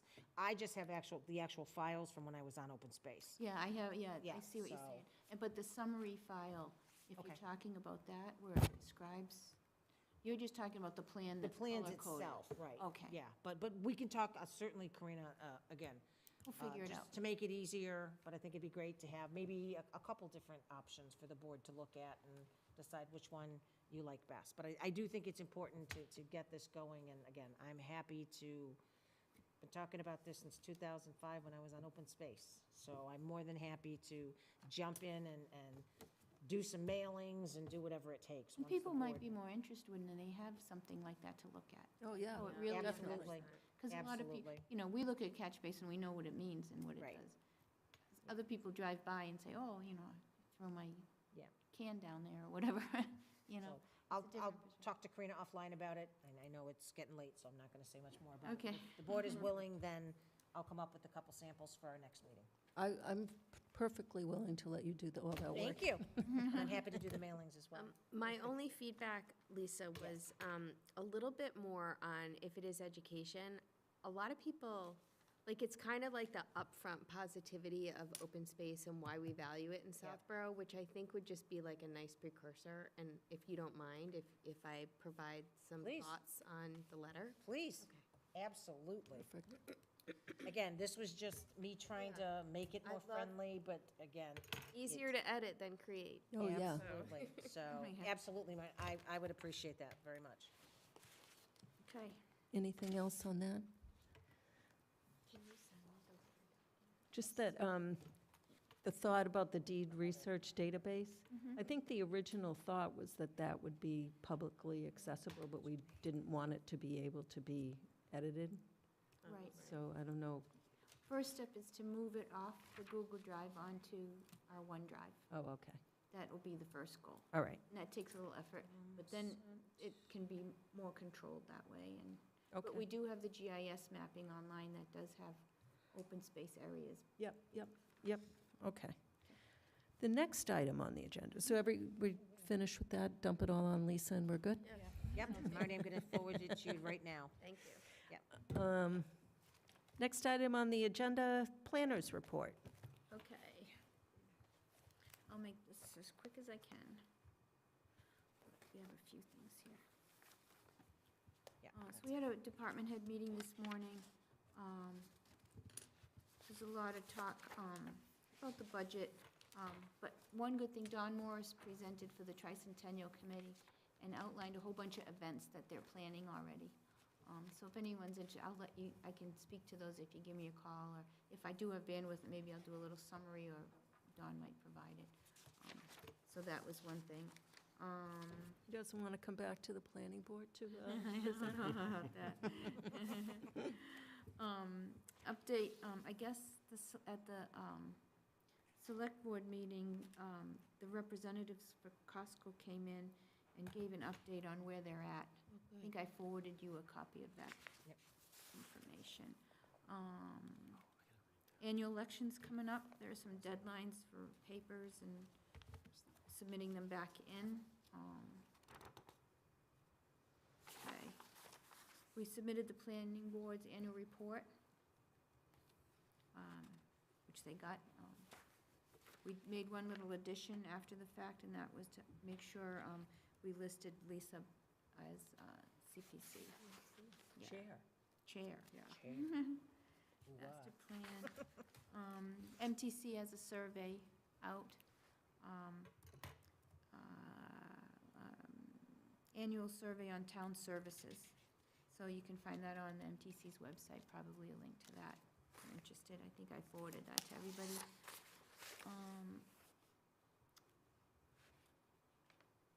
The 150 Corderville Road battery energy storage system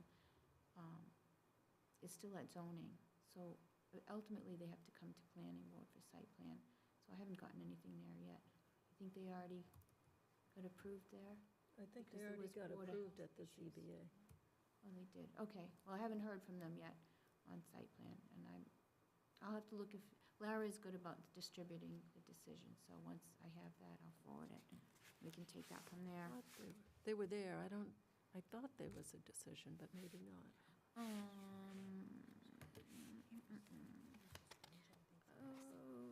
I'll have to look. It'll take me too long. Yes. We did submit, we already talked about that part. Let's see here, Tricentennial Committee. The big thing is the warrant closes March 10th. Let's see here, annual reports went in. I think that's pretty much it. Let me see if I can updates. In your packets today, we distributed the 352 Turnpike. There's a major site plan approval application for a Dover use on the third floor, is my understanding, but I have to read it more carefully, for a change of use. So that's been submitted and filed with the town clerk, and we're in the process of distributing the packets to the town departments and to the planning board members. So that's in the works. And legal ad's been put out. I'm also meeting with Shannon Boyce tomorrow with Capital Group Properties to review her application for the 154 Turnpike non-compliance issues there. All right, she finally has her land, yeah, the modification. Okay, and that's what I have for planners report. We have several meeting minutes tonight. Thank you, Karina. I make a motion to approve the minutes from November 10th, 2025. I second? I have a motion and a second. Any discussion? Seeing none, all in favor, Latrell, yes? Houlihan, yes. Demiria, yes. Brascio, abstain? Belniak, yes? I make a motion to approve the minutes for December 4th, 2025. Second. For discussion, just one little thing. The minutes are fabulous, by the way. Yep, meant to say that. Line 14, after code, just insert the code 17410J, so we know what we're So talking line about. 14. After the word code, Mhm. insert 17410J. That's it. Any other discussion? No. Seeing none, all in favor, Latrell, yes? Houlihan, yes. Demiria, yes. Brascio, yes. Belniak, yes? Yes, just to reinforce, Susan, the job on the minutes has been outstanding, and they're just so crystal clear and well done. Yep. I make a motion to approve the December 8th, 2025 minutes. I second. So for discussion, one little teeny.